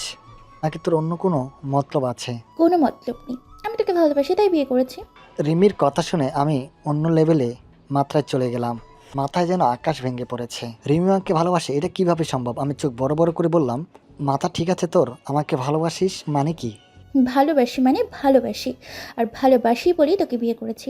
কানের নিচে লাগাবো চর, ফাজলামি হচ্ছে আমার সাথে। এমা, ফাজলামি করবো কেন? ছোটবেলা থেকে ইচ্ছে ছিল যার সাথে আমার বিয়ে হবে তাকে খুব ভালোবাসবো। আজ তোর সাথে আমার বিয়ে হয়েছে তাই তোকে ভালোবাসি। এটা ভালোবাসা নয়, এটা ভালো লাগা। তাছাড়া তোর মতো মেয়ে কাউকে ভালোবাসতে পারে না। কেন পারে না? আমার কি মন নেই নাকি কাউকে ভালোবাসতে মানা আছে? তা নেই, কিন্তু তোর মতো অভদ্র মেয়ে কাউকে ভালোবাসা অসম্ভব। তুই সারা জীবন অর্ধলঙ্গ হয়ে বেড়াবি আর শরীরের কুপলঙ্গ দেখিয়ে বেড়াবি। মুখ সামলে কথা বল শাহিন। আজ পর্যন্ত কেউ আমার শরীর দেখেনি শুধুমাত্র তোকে ছাড়া। সেটাই তো, আমাকে শরীর কেন দেখাবি? হ্যাঁ, আমি তোর কি হই? তুই আমার স্বামী, আমার ওপর তোর হক আছে, আমার সব কিছু দেখার অধিকার আছে, তাই তোকে আমার সব কিছু দেখিয়েছি, এখানে দোষের কিছু নেই। আচ্ছা বুঝলাম, কিন্তু বিয়ের আগে আমাকে কেন শরীর দেখিয়েছিস? তখন তো আমি তোর স্বামী ছিলাম না। রিমি চুপ হয়ে গেল, কিছু বলতে গিয়েও বলো না, তবে মুখ ঘুরিয়ে আবার কিছু যেন একটা বলল। ওরা আমি শুনতে পেলাম না, রাগে ধমক দিয়ে বলল, ফিস ফিস করে কি বলছিস? দেখ শাহিন, পুরোনো কাশান্তি ঘেটে লাভ নাই। ছোটবেলা থেকে আমি তোর মতো কাউকে জীবনসঙ্গী হিসেবে চেয়েছি, আলহামদুলিল্লাহ আল্লাহ আমার কথা শুনেছে, তাই তোকে পেয়েছি। তাই আমি আর পুরোনো কথা ভাবতে চাই না। আগে আমাদের মধ্যে যা ছিল সব বাদ, আজ থেকে আমরা স্বামী স্ত্রী। কচুর স্বামী স্ত্রী? আমরা আগেও ভাই বোন ছিলাম আর ভবিষ্যতেও ভাই বোনে থাকবো। আর আমাকে খবরদার নাম ধরে ডাকবি না, ভাইয়া বলে ডাকবি। রিগি রাগে হিসি করে উঠলো, কাছে এসে পাঞ্জাবির কলার টেনে দাঁড় করালো, তা আমার মুখের কাছে এনে চিৎকার দিয়ে বলল, আমি তোর বউ হই, তোর একমাত্র বউ। নেক্সট টাইম বোন বললে চাপার দাঁত ভেঙে দিব। যা সত্যি তাই বলেছি, আমরা ভাই বোন আর আমাদের মধ্যে এসব ঠিক না। তাই নাকি? সেই হিসেবে তো আফিফাও তোর বোন হয়। তুই যদি তোর খালাতে বোনকে ভালোবাসতে পারিস তাহলে আমি কেন আমার চাচাতো ভাইকে ভালোবাসতে পারবো না? রিমির কথা শুনে তাজ্জব বনে গেলাম। এই সাংঘাতিক চুক্তি রে বাবা, এই মেয়ের কথার সাথে আমি কোনোদিনও পেরে উঠিনি। চটন চটন কথা বলে বারবার আমার মুখ বোথা করে দিয়েছে। আমি আর কথা বাড়ালাম না, রিমির থেকে পাঞ্জাবির কলার ছাড়িয়ে বেলকুনিতে দাঁড়িয়ে এলাম। রিমির আজেরা পেঁচাল শুনতে ইচ্ছে করছে না, পুরো মনটা ভীষণ খারাপ। আফিফার কথা ভীষণ মনে পড়ছে, আর সারা রাত হয়তো কেঁদে কেঁদে রাতটা কাটিয়ে দিবে মেয়েটা। বড্ড ভালোবাসে আমাকে। বারান্দার গ্রিল ধরে আফিফার কথাই ভাবছিলাম। কিছুক্ষণ পর রিমিও ব্যালকনিতে এলো। আমার সেদিকে কোনো চিন্তা নাই, আমি আমার ভাবনায় ব্যস্ত। আমার পাশে দাঁড়িয়ে রিমি কিছুক্ষণ চুপ করে থেকে আমার পাঞ্জাবি ধরে টান মারে। আমি চোখ মুখে বিরক্তি নিয়ে রিমির দিকে তাকাই। কর্কশ গলায় বলি, সমস্যা কি তোর? আমাকে একটু একা থাকতে দে প্লিজ। বউ থাকতে একা থাকবে কেন? শোন, আমি তোর জায়গায় থাকলে এতক্ষণে না সেই লেভেলের রোম্যান্স শুরু করে দিতাম। আমি কিছু বললাম না, দাঁত মুখ খেয়েছে চুপ করে দাঁড়িয়ে রইলাম। রিমির সাথে কথা বলার কোনো ইচ্ছা নেই। এই মেয়েটা বকবক করে আমার মাথা খারাপ করে দিবে। এমনিতেই মেজাজ গরম আছে, এদিকে আমার চুপ থাকা দেখে রিমি আমার পেটে গুঁতা দিয়ে বলল, এই শাহিন, রাত তো শেষ হয়ে এলো, বিড়াল মারবি কখন? বাসরাতে বিড়াল মারতে হয় জানিস না? তোর যখন বিড়াল মারার এতই শখ, তুই গিয়ে বিড়াল মারেক, তা আমাকে বলছিস কেন? ধ্যাৎ পাগল, একা একা বিড়াল মারা যায় নাকি? চ, দুজনে একসাথে বিড়াল মারি, খুব মজা হবে। আমার হাতে মার না খেতে চাইলে এখান থেকে যা বলছি। আর একটা আজে বাজে কথা বলে ঠাপড়িয়ে লাল করে দিব। আরে আরে, রেগে যাচ্ছিস কেন? আমার কি দোষ? ভাবিই তো বলেছে বাসরাতে বিড়াল মারতে হয়। ধুর, আমার কপালটাই খারাপ। তোর মতো একটা বেয়ায় মেয়ে আমার কপালে জুটেছে। মাত্র একদিনে আমার জীবনটা নরক বানিয়ে ফেলেছিস। সত্যি বলতে তোর জ্বালায় এখন আমার মরে যেতে ইচ্ছে করছে। আমার কথা শুনে রিমির হাসি মুখে অন্ধকার নেমে এলো। ফেল করে তাকিয়ে রইল কেবল। মুহূর্তে চোখে জল চলে এসেছে রিমির। ব্যালকনির চাঁদের আলো দিয়ে রিমির চোখের জল চিকচিক করে উঠল। এভাবে কিছুক্ষণ থাকার পর রিমি আমাকে হুট করে জড়িয়ে ধরলো। তারপর কান্না মাখায় গলায় বলল, ওসব কথা বলিস না শাহিন, তোর কিছু হয়ে গেলে আমি বাঁচবো না। ধুর, এসব ডং বাদ দে, অনেক দেখেছি এসব। এটা বলে রিমিকে ছেড়ে দিলাম। রিমি আবার আমাকে জড়িয়ে দিল, এবার আগের চেয়ে আর শক্ত করে। আষ্টে ফিষ্টে আমার বুকের মাঝে চেপে ধরেছে একদম। আমি বিরক্ত হলাম একদম। রিমি আমার বুকে মাথা রেখে ফুপাফাতে ফুপাতে বলল, বিশ্বাস কর, আমি তোকে অনেক ভালোবাসবো। আমার ভালোবাসা দিয়ে তোর সব কষ্ট ভুলিয়ে দিব। রিমির উত্তরে আমি কিছু বলি না। ওকে আমার বুকের থেকে সরানোর চেষ্টা করি কিন্তু পারি না। রিমি কিছুক্ষণ জড়িয়ে ধরে আমার মাথা উঁচু করে আমার পানে তাকায়। ওরাও হাত দিয়ে আমার গাল দুটো চেপে ধরে। আদরে গলায় বলে, আমাকে শুধু একটা সুযোগ দে, আমি সব ঠিক করে দিব। তোকে এত ভালোবাসা দিব যে তুই সব ভুলে যাবি। মন প্রাণ উজাড় করে ভালোবাসবো তোকে, প্লিজ। আপিপাকে ভুলে আমাকে মেনে নে। চল, সব কিছু আবার নতুন করে শুরু করি। চাইলেও সব কিছু নতুন করে শুরু করতে পারবো না। তোর কাছে একটা জিনিস চাইবো, দিবি? বল, কি জিনিস? আমাকে ডিভোর্স দিয়ে যে আমি তোর কাছে মুক্তি চাই। আমার কথা শোনা মাত্র রিমি আমাকে ছেড়ে দেয়। রিমির কান্নামাখা চেহারাটা হঠাৎই লাল হয়ে যায়। ইতিমধ্যে রিমির কান্নাও বন্ধ হয়ে গেছে আর চোখ মুখ গরম করে আমার দিকে চেয়ে আছে। রিমির কাছে ডিভোর্স চাওয়াতে সে এতটা রেগে যাবে ভাবিনি। রাগে উন্মিষান্ন হয়ে তীক্ষ্ণ দৃষ্টিতে আমাকে দেখছে, যেমনভাবে কোনো ক্ষুধার্ত প্রাণী তার শিকারের দিকে তাকিয়ে থাকে সেভাবে। হঠাৎ রিমি আমার পাঞ্জাবি ধরে টানতে টানতে ঘরে নিয়ে আসে। তারপর ধাক্কা দিয়ে বিছানায় ফেলে দেয় আর আমার বুকের উপরে চড়ে বসে। দুই হাত দিয়ে আমার গলা চেপে ধরে। আমার নিঃশ্বাস বন্ধ হয়ে আসে। আমি চাপা ছড়ে বলি, রিমি, আমার খুব কষ্ট হচ্ছে, ছাড় আমাকে। কষ্ট তো আমারও হচ্ছে, তার কি হবে? আমি আর কিছু বলতে পারি না, চোখ বন্ধ করে শ্বাস নেওয়ার চেষ্টা করি। রিমি আমার গলা ছেড়ে চুল টেনে ধরে, আমার মাথা টেনে রিমির মুখ বরাবর নিয়ে আসে। ফলে রিমির গরম নিঃশ্বাস আমার মুখে এসে পড়ে। রিমির সে গরম নিঃশ্বাসে আমার চেহারা পুড়ে যাবে মনে হয়। রিমি রাগে চিৎকার দিয়ে বলল, তোর সাহস কি করে হলো ডিভোর্স চাওয়ার?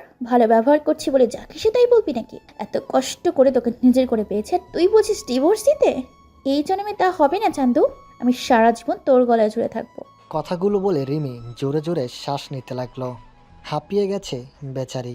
রিমি এত জোরে চিৎকার করে কথা বলছিল যে যে আমার কানের পর্দা ফেটে যেত। রিমি একটু গলা জিরিয়ে আমার পাঞ্জাবির কলার টেনে হুঙ্কার দিয়ে বলতে লাগলো, ফের যদি ডিভোর্সের কথা বলিস তাহলে একদম মেরে ফেলবো। আর যত তাড়াতাড়ি সম্ভব আপিভাবে ভুলে যা, শুধু তুই আমার। বলে রিমি আমার বুকের উপর থেকে সরে গেল। আমি যেন হাত ছেড়ে বাঁচলাম। অনেকক্ষণ গলা চেপে ধরাতে আমার মনে হয় কাশি চলে এসেছে। আমি খুব খুব করে কাশতে লাগলাম। রিমি নিজের হাতে গ্লাসে পানি নিয়ে আমাকে খাওয়াতে লাগলো আর আমার মাথায় হাত বুলিয়ে দিতে লাগলো। তবে খেয়াল করলাম রিমির রাগ এখনও কমেনি। সত্যি বলতে ডিভোর্স চাওয়াতে রিমি এতটা ক্ষেপে যাবে ভাবিনি। আচ্ছা, তাহলে কি সত্যি সত্যি রিমি আমাকে ভালোবাসে? না না, এটা হতে পারে না। রিমি আমাকে ভালোবাসতে পারে না। নিজেকে নিজেই বুঝ দিলাম আমি। এদিকে রিমির চিৎকার শুনে বাড়ির লোকজন সবাই চলে এসেছে। তারা সবাই দরজা ধাক্কাচ্ছে। রিমি একবার আমার দিকে তাকিয়ে দরজা খুলে দিল। আমি রিমিকে বাধা দিতে চাইলাম কিন্তু ব্যর্থ হলাম। মা বাবা কাকা কাকি সহ প্রায় আত্মীয় স্বজন সবাই চলে এলো। বাবা রিমির দিকে তাকিয়ে বলল, কি হয়েছে রিমি? ওভাবে চিৎকার চেঁচামেচি করছিলে কেন? রিমি কিছু না বলে কাঁদতে কাঁদতে বাবাকে জড়িয়ে ধরল। রিমির হুট করে কান্না দেখে সবাই ঘাবড়ে গেল। বাবা তো আরও বেশি। আমার বাবার জান হচ্ছে রিমি। রিমির সামান্য সর্দি জ্বর হলে বাবা মরিয়া হয়ে যায়। কান্না করলে তো পুরো বাড়ি এক করে ফেলে। বাবা রিমির চোখের পানি মুছে জোর গলায় বলল, কি হয়েছে মামনি? তুই কাঁদছিস কেন? সাইন তোকে কিছু বলেছে? তোমার ছেলে আমার সাথে খুব খারাপ ব্যবহার করেছে, আমার গায়ে হাত তুলেছে আর বিশ্রী ভাষায় গালিগালাজ করেছে। রিমির কথা শুনে সবাই ভূত দেখার মতো চমকে উঠল। আর আমি পড়ে গেলাম বিপাকে। আজ আমি শেষ। বাবা যে আজ আমার কী হাল করবে তা আল্লাহই জানে। আমি মনে মনে আল্লাহকে স্মরণ করছি। এর মধ্যে বাবা আমার সামনে এসে দাঁড়ালো। আমি কাচুমাচু হয়ে বাবার দিকে তাকালাম। বাবা একটা ঠাস করে চোয়ার বসিয়ে দিল গালে। আমি বেকাচাকা খেয়ে গেলাম। ভাবিনি বাবা সবার সামনে চর মারবে। আমি গালে হাত দিয়ে ফেল ফেল করে বাবার দিকে তাকিয়ে রইলাম। বাবা ধমক দিয়ে বলল, আবার যদি আমার মেয়েকে কাঁদিয়েছিস তাহলে মেরে তোক্তা বানাবো। পাশ থেকে মাও বাবার সাথে তাল মিলালো। বাকি গলায় বলল, আরও কয়টা মারো, তোমার ছেলে খুব বার বেড়েছে। আরও কয়েকটা মারো, তোমার ছেলে খুব বেড়ে গেছে। মার কথা শুনে আহত হলাম। এটা কি আমার মা? পরের মেয়ের জন্য নিজের ছেলেকে মা দিতে বলছে। সব কিছু হয়েছে এই রিমির জন্য। রিমি যদি এইসব মিথ্যা কথা বাবাকে না বলতো তাহলে বাবার হাতে চরও খেতাম না, সবার সামনে অপমানিত হতাম না। আমার সব রাগ গিয়ে রিমির উপরে পড়লো। আমি চোখ বাঁকিয়ে রাগি চেহারায় রিমির দিকে তাকালাম। ইচ্ছে করছে শতান্নিটাকে কাঁচা চিবিয়ে খাই। এদিকে রিমির দিকে এভাবে তাকিয়ে থাকাতে রিমি মার কাছে এসে বলল, দেখেছো বড় আপু, তোমার ছেলে কিভাবে আমাকে দেখছে? তোমরা না আসলে এতক্ষণ আমাকে মেরেই ফেলতো। আমি শুধু বলেছিলাম আমি তোর বউ, অমনি আমার গলা চেপে ধরছে, বলছে আমি নাকি ওর বোন হই। এখন তুমি বলো, বউকে কেউ বোন বলে? আমি চোখ বড় বড় করে রিমির দিকে তাকালাম। কি দস্যি মেয়ে রে বাবা, চোরের উপরে বাট পারি। কি সুন্দর করে আমাকে ফাঁসিয়ে দিল। আমি মুখ কাচুমাচু করে মার দিকে তাকাতে মা হুঙ্কার দিয়ে বলল, তুই সারা জীবন গাধাই থেকে গেলি, রিমি না এখন তোর বউ হয়? আমি কিছু না বলে অন্যদিকে তাকালাম। অভিমানে বুকটা ভরে এলো। ছোটবেলার থেকে দেখছি মা বাবা রিমির পক্ষে। এই বিষয়টা মোটেও আমার ভালো লাগে না। এতক্ষণ সব কিছু স্বাভাবিকই ছিল। বাবার হাতে চর খেয়ে সব কিছু শান্ত হয়ে গেল।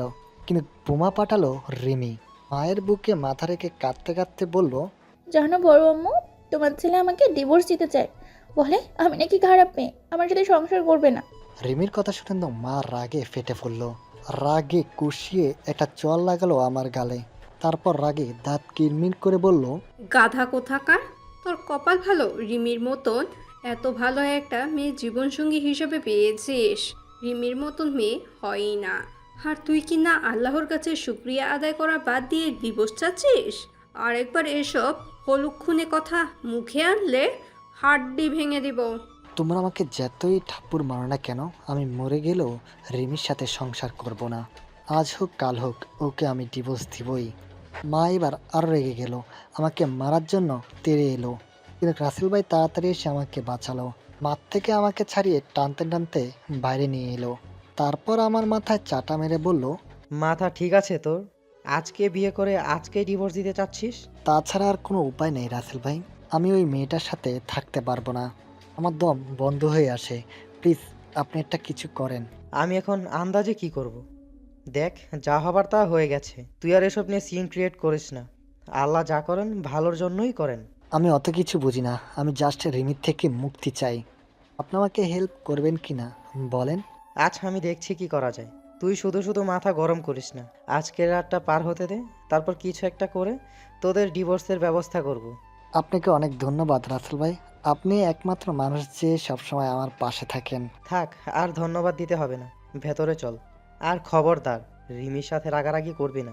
আমি মাথা নাড়ালাম। রাসেল ভাই আমাকে রুমে নিয়ে এলো। মা বাবা আত্মীয় স্বজনকে বুঝিয়ে সুঝিয়ে নিয়ে গেল। যাওয়ার আগে অবশ্য সব আমাকে কঠিন গলায় শাসিয়ে গেছে।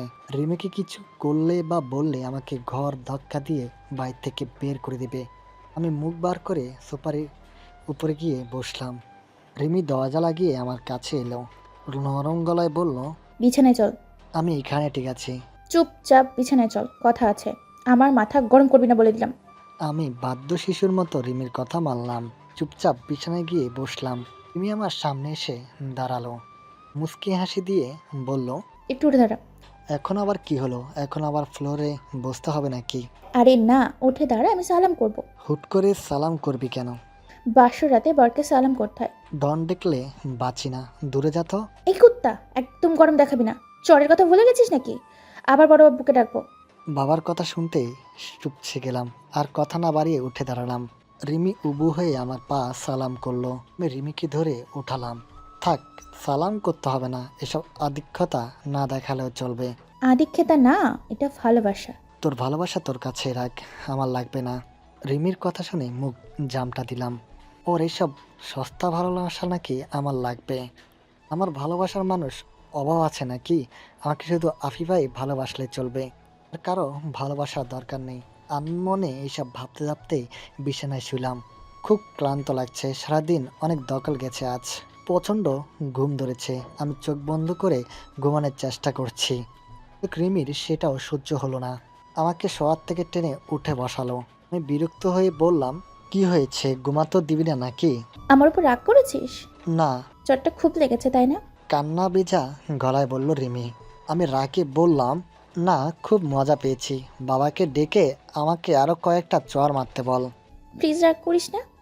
তুই রেগে থাকলে আমার কিচ্ছু ভালো লাগে না। আসলে ডিভোর্সের কথা বলাতে মাথা গরম হয়ে গেছিল, তাই বড় আপু আর বড় মাকে বলে তোকে মার খাইছে। প্লিজ লক্ষ্মীটি, আমাকে ক্ষমা করে দে। জানিস তো আমি তোকে কত ভালোবাসি। তুই তো আমার সব, আমার সোনা। ফালতু কথা রাখতো, আমার ঘুম ধরেছে, আমি ঘুমাবো। কথাটা বলে আমি আবার শীত হয়ে শুয়ে পড়লাম। আর রিমিও আমার বুকের উপরে এসে শুয়ে পড়লো। আমি বাধা দিলাম, কিন্তু রিমি আমার শরীর আঁকড়ে ধরলো। তারপর আমার নুমুস বুকে একটা চুমু দিয়ে বলল, আমার জানটার এত রাগ কেন? আসো একটু আদর করে দিই। ইস, আমার বদ শ্বশুরটা জ্বর মেরে গালটা একেবারে লাল করে দিয়েছে। খুব ব্যথা করছে তাই না সোনা? দাঁড়া, আদর করে দিয়ে ব্যথা কমিয়ে দিচ্ছি। রিমি আমার বুকের উপর শুয়ে আমার গালে ঠোঁটে চুমু দিতে লাগলো। তারপর আমার আস্তে আস্তে গলার কাছে এসে ঠোঁট থামালো। তারপর আমার মাথার চুল আঁকড়ে ধরে আলতোভাবে গলায় কামড় দিতে লাগলো। তারপর আমার গলা ছেড়ে আবার ঠোঁটের কাছে ঠোঁট নিয়ে গেল। এদিকে আমিও নাজেহাল। রিমির ছোঁয়ায় আমার শরীর বারবার কেঁপে উঠছে। এমন মনে হচ্ছে যেন রিমির ছোঁয়ায় জাদু আছে, যেটা আমাকে ক্রমশই তার কাছে টানছে। তাছাড়া আমি নিজেকে কতই বা আটকাবো? এমন মুহূর্তে নিজেকে আটকানো বড়ই কঠিন ব্যাপার। তবুও অনেক কষ্টে নিজেকে আয়ত্তে রাখলাম। রিমি যখন আমার গলা ছেড়ে ঠোঁটে কিস করতে যাবে, তখন আমি কাঁপা কাঁপা হাতে তাকে আটকালাম। রিমি বিরক্তি নিয়ে আমার দিকে তাকালো। আমি কাঁপায় কাঁপায় গলায় বললাম, এখন এসব না করলেই নয়। তাহলে কখন করবো? বাসর রাত তো মানুষের জীবনে একবারই আসে। আচ্ছা, তোর কাছে কি শারীরিক চাহিদা মেটানোই সব কিছু? যদি তাই হয় তাহলে কাপড় খোল। তুই যা বলবি আমি তাই করব। কিন্তু আমার কাছ থেকে বিন্দু পরিমাণ ভালোবাসা পাবি না। এইভাবে বলিস না প্লিজ। আমি তোকে ভালোবাসি, তাই তোকে কাছে পেতে চাইছি। ভালোবাসার মানুষকে তো সবাই কাছে পেতে চায়। কিন্তু আমি চাই না, আর তোকে ভালোবাসি না। প্লিজ আমাকে বিরক্ত করিস না, শান্তিমতো একটু ঘুমাতে দে। আমি খুব ক্লান্ত। ঠিক আছে, ঘুমা। আমি আর কিছু করবো না, শুধু তোর বুকে মাথা রেখে শুয়ে থাকবো। না, আমার বুকের উপর থেকে মাথা সরা, এইসব ঢং আমার ভালো লাগে না। আমি জোর করে রিমিকে আমার বুকের উপর থেকে সরিয়ে দিই। তারপর আমাদের মধ্যে গোল বালিশটা রেখে দিই। এতে রিমি প্রচণ্ড রেগে যায়। দাঁত কিরমির করে বলে, মাঝখানে গোলবাড়ি রাখলি কেন? সীমানা দিলাম, এই গোল বালিশ ডিঙিয়ে আমার এদিকে আসবি না। যদি আসিস তাহলে আমি রুম থেকে বেরিয়ে যাব। রিমি আর কিছু বলো না। আমি একটা স্বস্তির নিঃশ্বাস ফেলে ঘুমানোর চেষ্টা করলাম। চোখ বন্ধ করতে পুরোনো দিনের স্মৃতিগুলো চোখের সামনে ভেসে উঠল। জাস্ট ছোট্ট একটা ঘটনা আমার জীবনটাকে পুরোপুরি পাল্টে দিল। আমার সুখ, শান্তি, হাসি খুশি চেহারা, প্রিয় মানুষের ভালোবাসা সব এক নিমিষে হারিয়ে গেল। আমি আর রিমি দুজনে মা বাবার একমাত্র সন্তান। আমি রিমির থেকে 7 মাসের বড়। জয়েন্ট ফ্যামিলি হওয়ায় আমরা ছোট থেকে একসাথে বড় হয়েছি। 1 টাকার একটা চকলেট হলেও দুজনে ভাগ করে খেতাম। আমাদের সম্পর্কটা এতটাই গভীর ছিল, আমি আর রিমি দুজন দুজনকে ছেড়ে এক মুহূর্ত থাকতে পারতাম না। আমি যেখানে যেতাম রিমিও সেখানে যেত। এমনকি আমি যদি টয়লেটেও যেতাম, রিমি আমার পিছনেও থাকতো না। আমি টয়লেটে বসে আমার কাজ সারতাম আর রিমি বাইরে বসে আমাকে পাহারা দিত। তাছাড়া আমাদের মতের প্রচণ্ড মিল ছিল। যেটাই করতাম রিমি আমাকে ফুল সাপোর্ট দিত। সেই সাথে আমরা সাংঘাতিক পরিণামে দুষ্টু ছিলাম। এর গাছের আম, ওর গাছের জাম, লিচু, পেয়ারা যা কিছু পেতাম তাই চুরি করতাম। অবশ্য এর জন্য অনেক মায়েরও খেতে হয়েছে। তবে রিমি সবসময় বেশি মার খেয়েছে, কারণ রিমি সবসময় আমার দোষগুলো নিজের কাঁধে নিত। ফলে আমার ভাগের মায়েরগুলো রিমির কপালে জুটত। যাই হোক, এভাবে আমরা দুজন মিলেমিশে ছোট থেকে বড় হতে থাকি।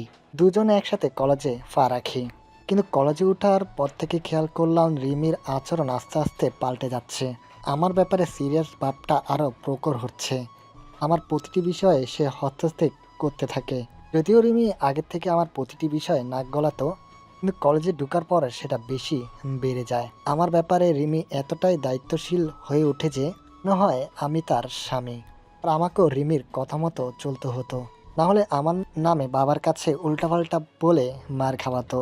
এর মাঝে রিমি আমার রুমটাও দখল করে নেয়। আমার রুমটাও সে নিজের মতো গুছিয়ে নেয়। তার উপরে যখন তখন আমার রুমে ঢুকে পড়তো। সে যে এখন বড় হয়েছে সেটা তার মনেই থাকতো না।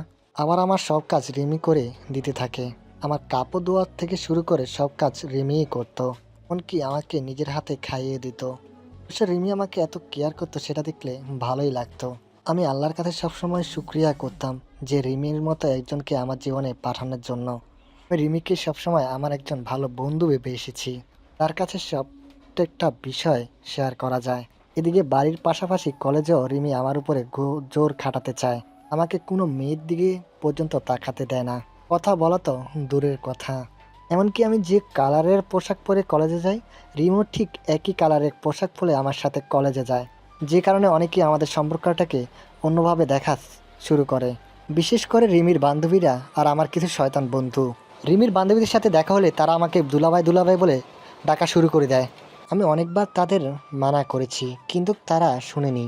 রিমির বান্ধবীরা বলে আমার আর রিমির মধ্যে নাকি জুটি পারফেক্ট, আমরা নাকি লাভ বাট। আমার বন্ধুরাও একই কথা বলে। রিমির সাথে আমার বিয়ে হলে নাকি দারুণ হবে। সবথেকে বড় কথা, আমাকে আর রিমিকে নাকি ভাই বোন মনেই হয় না। আমরা দুজন যখন কলেজে সেজে গুজে আসি, তখন আমাকে নাকি শাহরুখ খান আর রিমিকে নাকি কাজলের মতো লাগে। যে কারণে সব বন্ধুরা রিমিকে ভাবি বলে ডাকে। অবশ্য এটা নিয়ে বন্ধুদের সাথে কম ঝগড়া হয়নি, তবুও তারা শুনেনি। আমার বন্ধুরা নাকি মরে যাবে তবুও রিমিকে ভাবি বা ডাকা বন্ধ করবে না। তবে আমি যত দূর শুনেছি এর পিছনে রিমির হাত রয়েছে। মেয়ে নাকি আমার বন্ধুদের ভাবি ডাকতে বলেছে, আর ওর বান্ধবীদের আমাকে দুলাভাই ডাকতে বলেছে। তবে রিমি এসব কেন করেছে আমি জানতাম না। তো এইভাবেই আমার দিনগুলো কেটে যাচ্ছিল। রিমির কেয়ার, তার সাথে দুষ্ট মিষ্টি ঝগড়া, মারামারি, রাগ, অভিমান, খুনসুটি অনুভূতি এসব লেগেই থাকতো। আবার মাঝে মাঝে রিমির উপরে বিরক্ত হতাম, কারণ রিমির এইসব অতিরিক্ত শাসন নিতে পারছিলাম না। রিমি সবসময় আমাকে নজরে নজরে রাখে। আমার বাবা মা আমাকে এত প্যারা দেয় না যতটা রিমি দেয়। সময় এটা করো ওটা করো, এটা করলি কেন, ওর সাথে এতক্ষণ কি গল্প করলি, ওই মেয়েটার দিকে তাকালি কেন, ফেসবুকের পাসওয়ার্ড দে, ফ্রেন্ড লিস্টে এত মেয়ে কেন, তোর অমুক পোস্টে মেয়েরা এত লাভ রেট দিয়েছে কেন, ফেসবুকে এত সময় দেওয়া ঠিক না, এত রাত জাগিস কেন, সকালে তাড়াতাড়ি ঘুম থেকে উঠা ভালো, আরও নানা রকম প্যারা দিত। তবু আমি খুশি ছিলাম, কারণ রিমির মতো একজনকে পেয়েছি বলে। এর মাঝে আফিফার সাথে আমার রিলেশন হয়। আফিফা আমার থেকে 3 বছরের বড়। ওদের সাথে জমি নিয়ে ঝামেলার কারণে এতটা কথা হতো না আমাদের। আফিফা আমাদের বাসায় মাঝে মাঝে আসলেও আমি তাকে এড়িয়ে চলেছি। কিন্তু হুট করে একদিন আফিফা আমাকে প্রপোজ করে বসে, আমার হাত ধরে বলে আমাকে নাকি ভালোবাসে। প্রচণ্ড অবাক হয়েছিলাম সেদিন। সাথে সাথে আফিফার প্রস্তাব ফিরিয়ে দিয়েছিলাম। বলেছিলাম তুমি আমার বড় বোনের মতো, আমাদের মাঝে এসব সম্ভব না। কিন্তু আফিফাও হাল ছাড়ার মতো মেয়ে না। আফিফা আমার পিছনে 2 মাস ঘুরেছে। আস্তে আস্তে আমি আফিফার প্রতি দুর্বল হতে থাকি, না চাইতেও তাকে ভালোবেসে ফেলি। যাই হোক, সব কিছু ঠিকঠাকই চলছিল, কিন্তু আসল ঘটনার শুরু হয় 2 মাস আগে। খবর এলো রিমির নানা হুট করে অসুস্থ হয়ে পড়েছে, মরা মরা অবস্থা। আমরা সপরিবারে রিমির নানাকে দেখতে যাই। তখন রিমির নানা একটা আবদার করে বসে। রিমির নানা মরার আগে তার একমাত্র নাতনির রিমির বিয়ে দিতে চায়। রিমির নানার এমন আবদারে সবাই খুশি হয়, কারণ রিমির বিয়ের বয়স হয়েছে। তাছাড়া ছোট আব্বু ছোট আম্মু রিমির বিয়ের নিয়ে কিছুদিন ধরে কথা বলছিল। কিন্তু আমি খেয়াল করে দেখলাম রিমি যেমন বিয়ের কথা শুনে কেমন শুপছে গেছে, সেই সাথে চেহারায় গম্ভীর ভাব। সাধারণত মেয়েরা বিয়ের কথা শুনলে লজ্জা পায়, কিন্তু রিমির উল্টা হয়েছে। রিমির চোখ মুখ দেখে মনে হচ্ছে যে প্রচণ্ড রেগে আছে। কিন্তু কাকে কিছু বলছে না। একটু পর রিমি আমাকে টানতে টানতে ছাদে নিয়ে আসে। তারপর আচমকা আমাকে জড়িয়ে ধরে হু হু করে কাঁদতে থাকে। আমি প্রচণ্ড অবাক হই। রিমির হুট করে কান্দার কারণ খুঁজে পাই না। আমি জীবনে দুটা পরীক্ষাকে ভয় পাই। প্রথমটা হচ্ছে ইংলিশ পরীক্ষা, দ্বিতীয়টা হচ্ছে রিমির কান্না। আমি একদম চুপ থেকে রিমির মাথায় হাত বুলিয়ে বলি, কি হয়েছে, হুট করে কান্না করছিস কেন? রিমি কিছু না বলে আমাকে আরো শক্ত করে জড়িয়ে ধরলো। তারপর আরো কিছুক্ষণ কান্নার পর নাক টেনে বলল, আমি এত তাড়াতাড়ি বিয়ে করতে চাই না শাহিন, প্লিজ তুই আমাকে বাঁচা। কেন, এখন বিয়ে করতে কি সমস্যা? আমি আগে স্টাডি কমপ্লিট করতে চাই, তারপর বিয়ে শাদী করার চিন্তা ভাবনা আছে। কিন্তু তোর নানুর শেষ ইচ্ছা তুই রাখবি না? মানুষটা তোর বিয়ে দেখতে চেয়েছে। আল্লাহ না করুক যদি মানুষটার কালকে কিছু হয়ে যায়, এখন কি হবে? আরে ধুর, ওই শালা বুড়োর কিচ্ছু হবে না। না না, হলেও ওই কই মাছের জান, বুঝলি? আমি গ্যারান্টি দিচ্ছি ওই বুড়ো আরো 50 বছর বাঁচবে, তবুও কিছু হবে না। তুই শুধু আমাকে একটু হেল্প কর, আমার বিয়েটা আটকে দে। আমি কোনো হেল্প টেল্প করতে পারবো না। আর এইসব আজাইরা পেছাল বাদ দিয়ে বিয়েতে রাজি হয়ে যা। এমনিতে তোর বিয়ের বয়স হয়ে গেছে, এখন যত তাড়াতাড়ি সম্ভব তোর বিয়েটা করে ফেলা উচিত। আমার বিয়ে নিয়ে তোর এত মাথা ব্যথা কিসের? হ্যাঁ, আমি কি তোর ঘাড়ি বসে খাই নাকি আমাকে বিয়ে দিয়ে তাড়াতে চাচ্ছিস? শোন, বিয়ে আমি কিছুতেই করবো না বলে দিলাম। এখন তুই আমাকে হেল্প করবি কিনা বল। আমি এসব জামানার মধ্যে জড়াতে পারবো না, আমাকে মাফ কর। হেল্প না করলে তোর সব কুকীর্তির কথা বরাবর কাছে ফাঁস করে দিব। তোর সব কুকর্মের প্রমাণ আছে আমার কাছে। লুকিয়ে লুকিয়ে সিগারেট খাও, মাঝে মাঝে জুয়া খেলো, মেয়েদের পেছনে ঘোরা, কলেজে ভাইগিরি দেখানো থেকে শুরু করি সব বড় বড়কে বলে দিই। তখন ভাব তোর কি অবস্থা হবে। তাছাড়া সামনে তো পরীক্ষা, আর তোর সিট আমার সামনে পড়বে। পরীক্ষা একটা অক্ষরও দেখাবো না, তখন ফেল করে বসে থাকবি। হি। রিমির এসব কথা শুনে লম্বা ডোক গিললাম। আমার আর কোনো উপায় নেই। রিমির কথা না শুনলে আমার সব ফান্ডা ফাঁস হয়ে যাবে। অগাত্তা রাজি হলাম।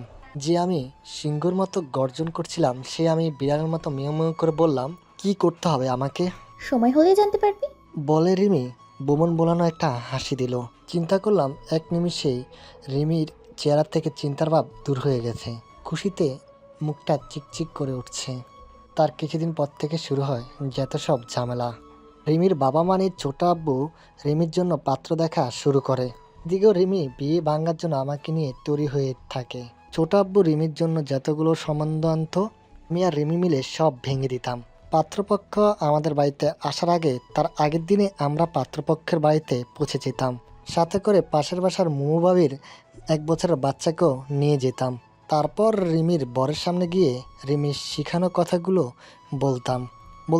রিমি আর আমার বহুদিনের প্রেমের সম্পর্ক, আমরা গোপনে বিয়েও করেছি।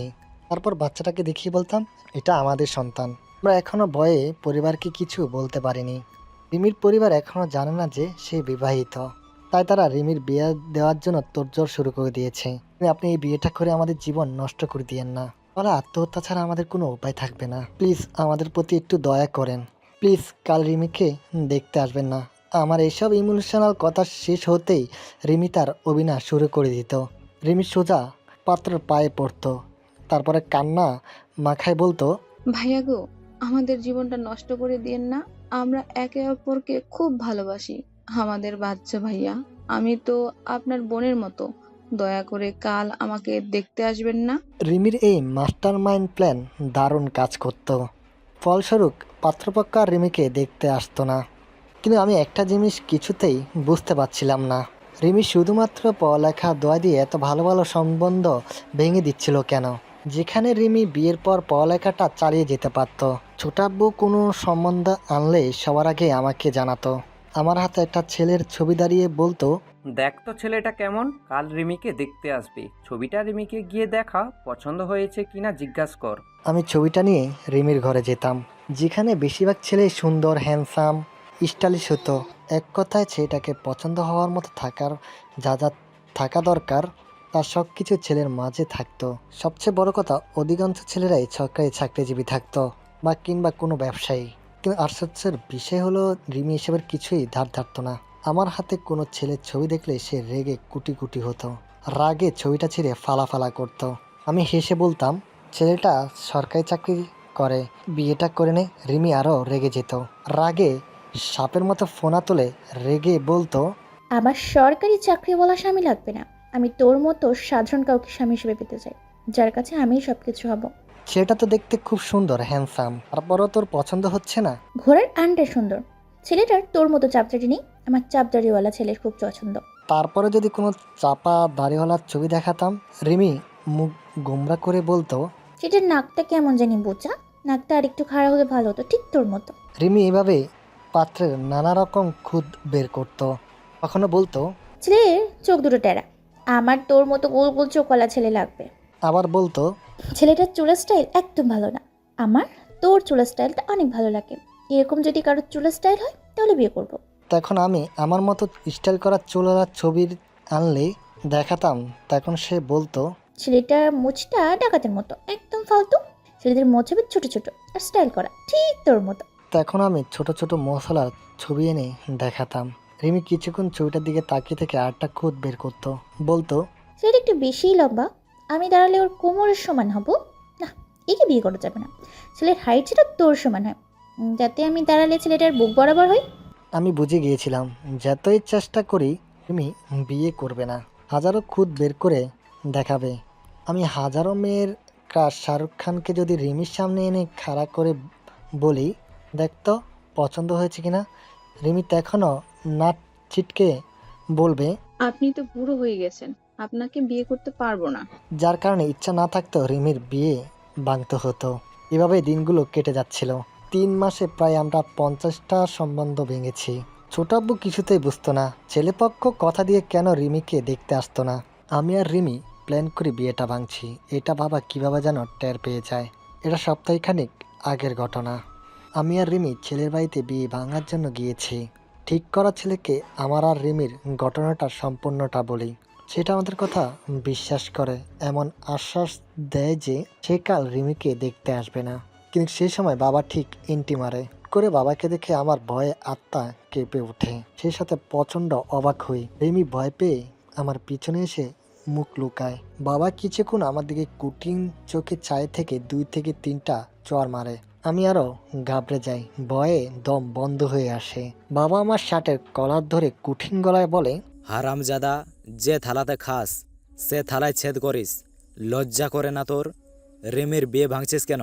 ভয়ে আমার তখন মুখ দিয়ে কোনো কথাই বের হচ্ছিল না। তবুও আমতা আমতা করে বললাম, আমার কোনো দোষ নেই বাবা, সব দোষ রিমির। রিমি এখন বিয়ে করতে চায় না, তাই আমাকে ব্ল্যাকমেল করে একের পর এক বিয়ে ভাঙছে। আমার কথা শুনে বাবা রিমির দিকে তাকালো।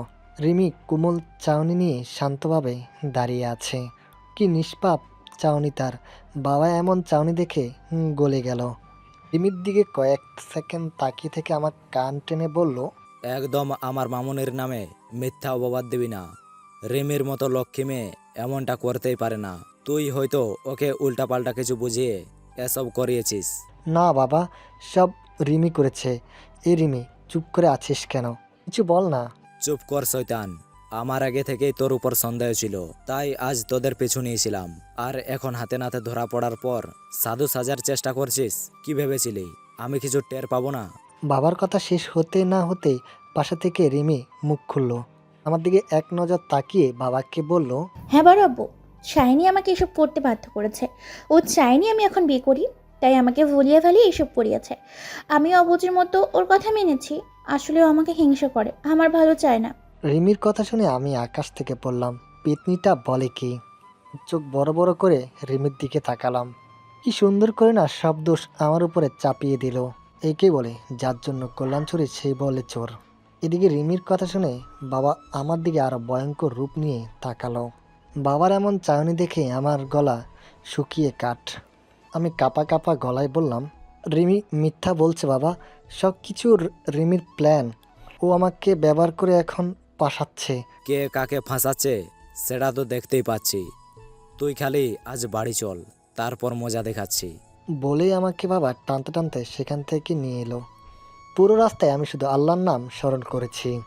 বাড়িতে গিয়ে বাবা যেন কিছু না করে এই আশায়, কিন্তু বাড়িতে ঢোকার সাথে সাথে আমার উপরে ঝড় বয়ে গেল। বাবা বাড়ির সবাইকে ডেকে বলল আমি নাকি এতদিন রিমির বিয়ে ভেঙেছি। সব শুনে মাও আমাকে কয়েকটা উত্তম মাধ্যম দিল, তবে ছোট আব্বু আর ছোট আম্মু কিছু বলল না। মার খেয়ে মুখ গুমরা করে ঘরে চলে এলাম। প্রচণ্ড রাগ হচ্ছে রিমির উপর। শতান্নিটা আমাকে মুরগি বানালো। একটু পর দেখলাম রিমি আমার ঘরে আসলো। আমি ওকে দেখে অন্যদিকে মুখ ঘুরালাম। রিমি আমার পাশে এসে বসলো। তারপর আমার মুখটা আলতো করে ওর দিকে ফিরালো। মিষ্টি হেসে বলল, রাগ করেছিস? সেটা কি স্বাভাবিক নয়? তোর জন্য আমি সবার কাছে অপমানিত হলাম, বাবা মার হাতে মায়ের খেলাম। আর তুই বলছিস আমি রাগ করেছি কিনা? তোর কি মনে হয় আমি খুব খুশিতে আছি? এইভাবে চিৎকার করছিস কেন? তাহলে কি নাচবো? স্বার্থপর একটা। আমাকে বাঁশ দিয়ে এখন আলগা প্রীত দেখাতে আসছে। যা এখান থেকে।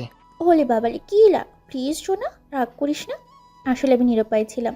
আমি যদি তোর উপর দোষ না চাপাতাম তাহলে বড় আব্বু তখনই ছেলেটার সাথে আমার বিয়ে ঠিক করে আসতো। তুই তো জানিস বড় আব্বু কেমন মানুষ, প্রচণ্ড রকমের জেদি। তাই বাধ্য হয়ে এমনটা করেছি, সরি।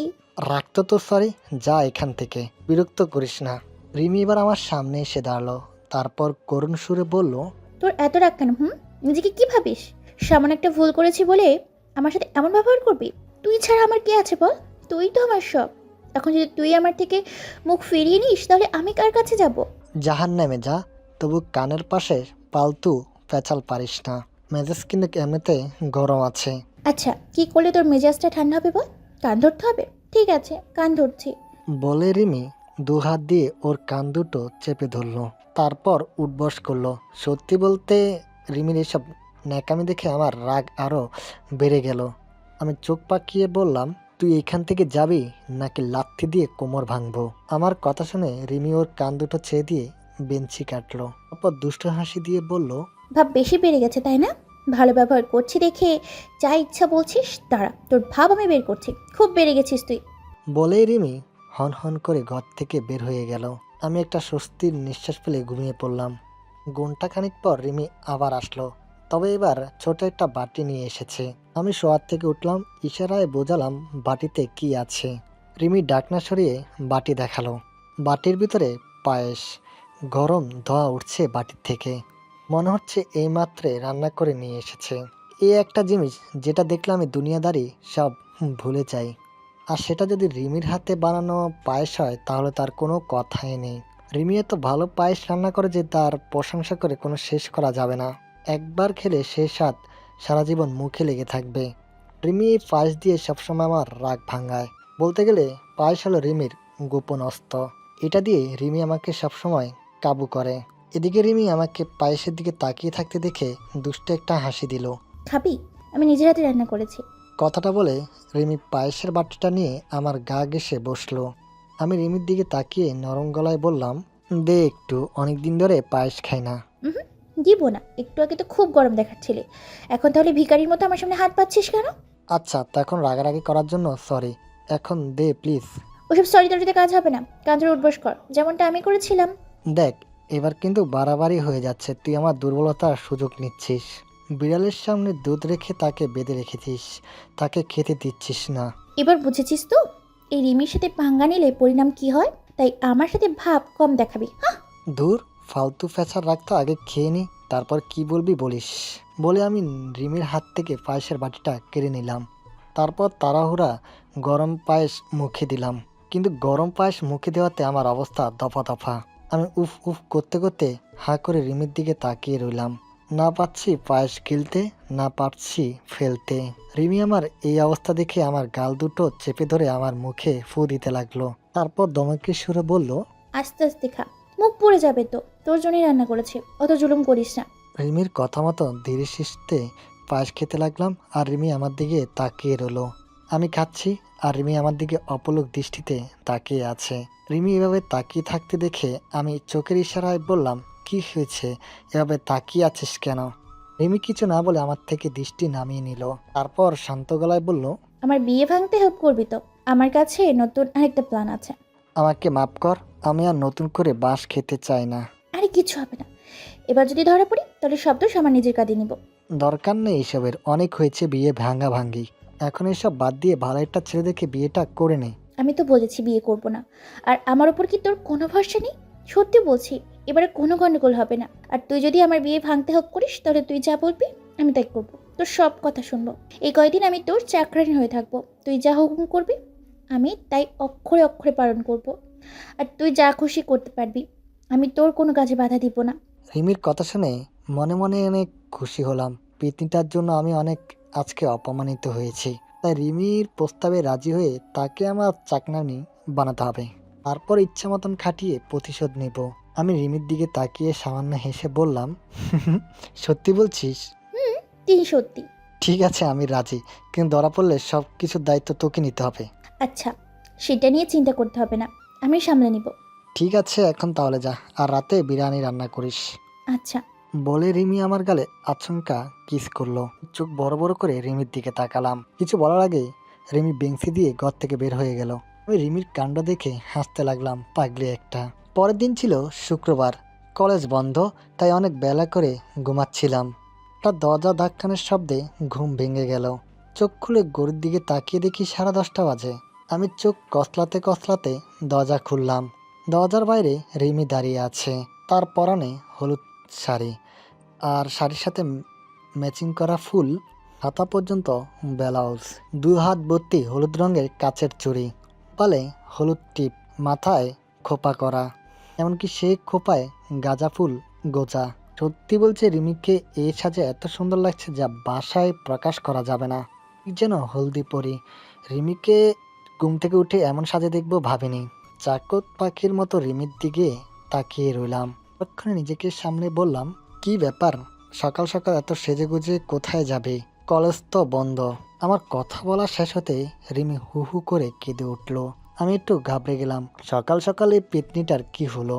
মনে মনে হিসাব করছিলাম, তখনই রিমি কাঁদতে কাঁদতে বলল, বাবা কোত্থেকে একটা ছেলে ধরে এনে তার সাথে আমার বিয়ে ঠিক করেছে। তারা সবাই নিচে বসে আছে, তুই প্লিজ আমাকে বাঁচা। কি বলছিস এসব? সত্যি বলছি, তুই প্লিজ কিছু একটা কর। আমি এই বিয়ে করবো না, আর যদি ওই ছেলেটার সাথে আমার বিয়ে হয় তাহলে আমি সুইসাইড করব। কানের নিচে লাগাবো চোয়ার। খবরদার এমন কথা মুখে আনবি না। তাহলে কি করতে বলছিস, বিয়ে? সেটা আমি জীবনেও করব না, মরে গেলেও না। আর আমি রাগের বশে যদি উল্টাপাল্টা কিছু করে বসি তাহলে সেটার জন্য তুই দায়ী থাকবি। আচ্ছা শান্ত হ, উত্তেজিত হোস না। তুই নিচে যা, আমি আসছি, দেখছি কি করা যায়। রিমি আর কিছু বলল না, চোখের পানি মিছে চলে গেল। আমিও ফ্রেশ হয়ে ড্রয়িং রুমে চলে গেলাম। দেখি ছেলের সহ ছেলের বাবা মা আরও কিছু মানুষ সোফার উপরে বসে আছে।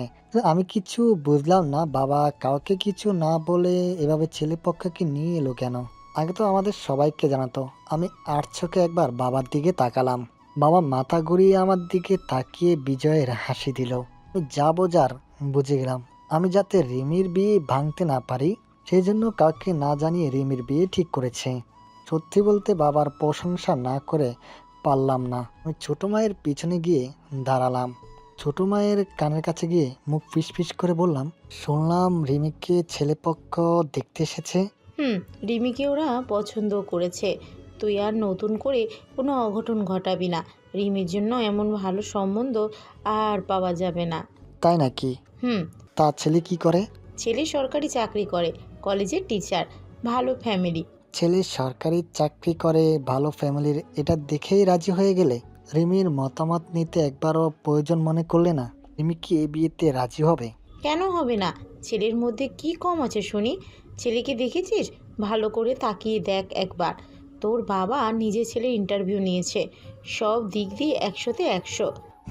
বাবা যখন সিলেক্ট করেছে তখন না ভালো হয়ে উপায় আছে? ভালো হতেই হবে। আমার মনে হয় সমাজে যদি ভালো মানুষকে পুরস্কার দেওয়া হতো তাহলে প্রথম পুরস্কারটা এ ছেলেটাই পেত। বিদ্রোহী সুরে বললাম, ছোট মা হয়তো বুঝতে পারেনি ছেলেটাকে কোসা মেরে কথা বলেছি। কোনো প্রতিক্রিয়া দেখালো না, উল্টো একগাল হাসি উপহার দিল। তারপর নরম গলায় বলল, বেশি বকবক করিস না তো। দেখিস এই ছেলেটার সাথে রিমির বিয়ে হলে রিমি খুব সুখে থাকবে, পুরো পরিবারের রাজত্ব করবে রিমি। ছোট মায়ের কথা শুনে আমি আর কিছু বললাম না, মুখে কুলু পেতে রইলাম। বাড়ির সবাই যেখানে ছেলেকে পছন্দ হয়েছে সেখানে আমি আর কি বলবো?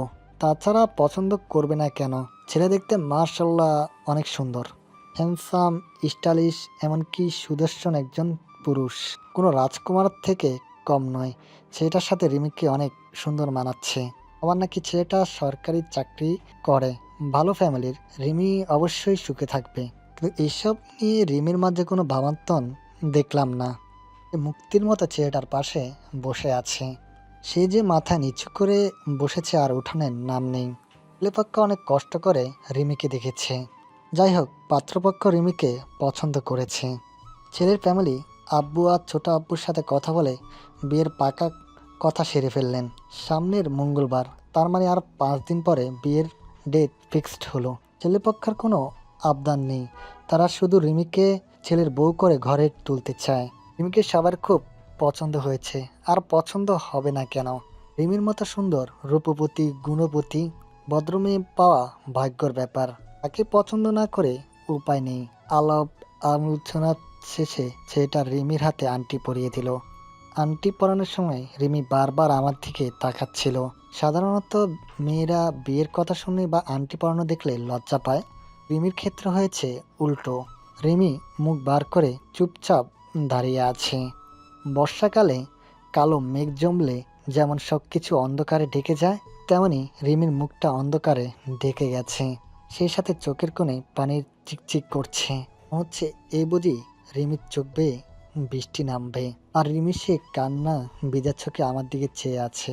একবার ভাবলাম বাবাকে বলে দিই রিমি এই বিয়ে করবে না, তার এই বিয়েতে মত নেই। কিন্তু কিছু বলার সাহস পেলাম না, কারণ কিছু বললেই বাবা আমাকে চিপিয়ে খাবে, তারপর গার ধাক্কা দিয়ে বাড়ি থেকে বের করে দেবে। এই চুপ করে থাকাটাই ভালো। রিমিকে আংটি পরানো শেষে রিমি সবাইকে মিষ্টি খাইয়ে দিল। আমাকে মিষ্টি খাওয়ানোর সময় ইশারা দিয়ে বোঝালো আমি যেন কিছু একটা করে বিয়েটা ভেঙে দিই। আমি বরাবরের মতো চুপ রইলাম। একটু পর ছোট আব্বু সবার সাথে আমাকে পরিচয় করিয়ে দিল। আমি সবার সাথে পরিচয় হলাম। রিমির সাথে বিয়ে করার ছেলেটার সাথে কিছুক্ষণ খুশ গল্প করলাম। ও হ্যাঁ, ছেলেটার নামটাই তো বলা হলো না। ছেলেটার নাম হলো শরীফ চৌধুরী। তার সাথে কথা বলে যতটা বুঝলাম, মানুষটা অনেক ভালো আর সরল সোজা। প্রতিটা কথা গুছিয়ে আর মেপে মেপে বলে। ওনের মধ্যে কোনো কাজ নেই। ওনের সাথে থাকলে রিমি সুখে থাকবে, এটা আশা করাই যায়।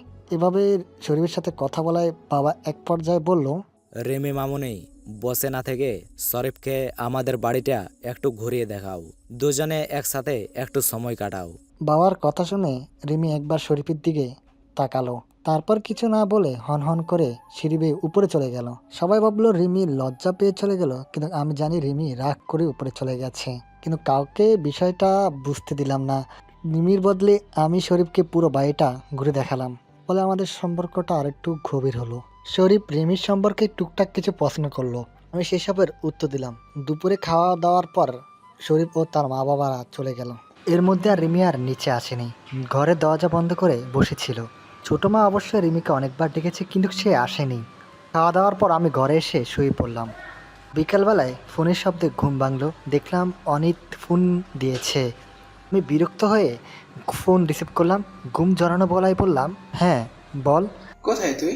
আমি বাড়িতে ঘুমাচ্ছিলাম। হারামি, আজ আশিকের জন্মদিন, ভুলে গেছিস? কি বলিস, আজ আশিকের জন্মদিন? তাড়াতাড়ি চলে আয়, এটাই সুযোগ আশিকের পকেট ফাঁকা করার। আজ জমিয়ে পার্টি হবে। আচ্ছা তোরা ওয়েট কর, আমি আসছি বলে তাড়াতাড়ি রেডি হয়ে বন্ধুদের সাথে দেখা করতে গেলাম। বন্ধুরা আশিকের জন্মদিন উপলক্ষে ছোটোখাটো একটা অনুষ্ঠানের আয়োজন করলো। রাতে বন্ধুদের সাথে আড্ডা দিয়ে বাড়ি ফিরলাম। ঘরে ঢুকতে আমার চোখ কপালে উঠে গেল। আমার ঘরের সব কিছু এলোমেলো, ফ্লোরে অনেক কিছু ভেঙে পড়ে আছে। খাটে দেখি রিমি মাথা নিচু করে বসে আছে। বুঝতে আর বাকি রইল না আমার ঘরের অবস্থা এমন করেছে রিমি। রিমির কাছে এগিয়ে গেলাম।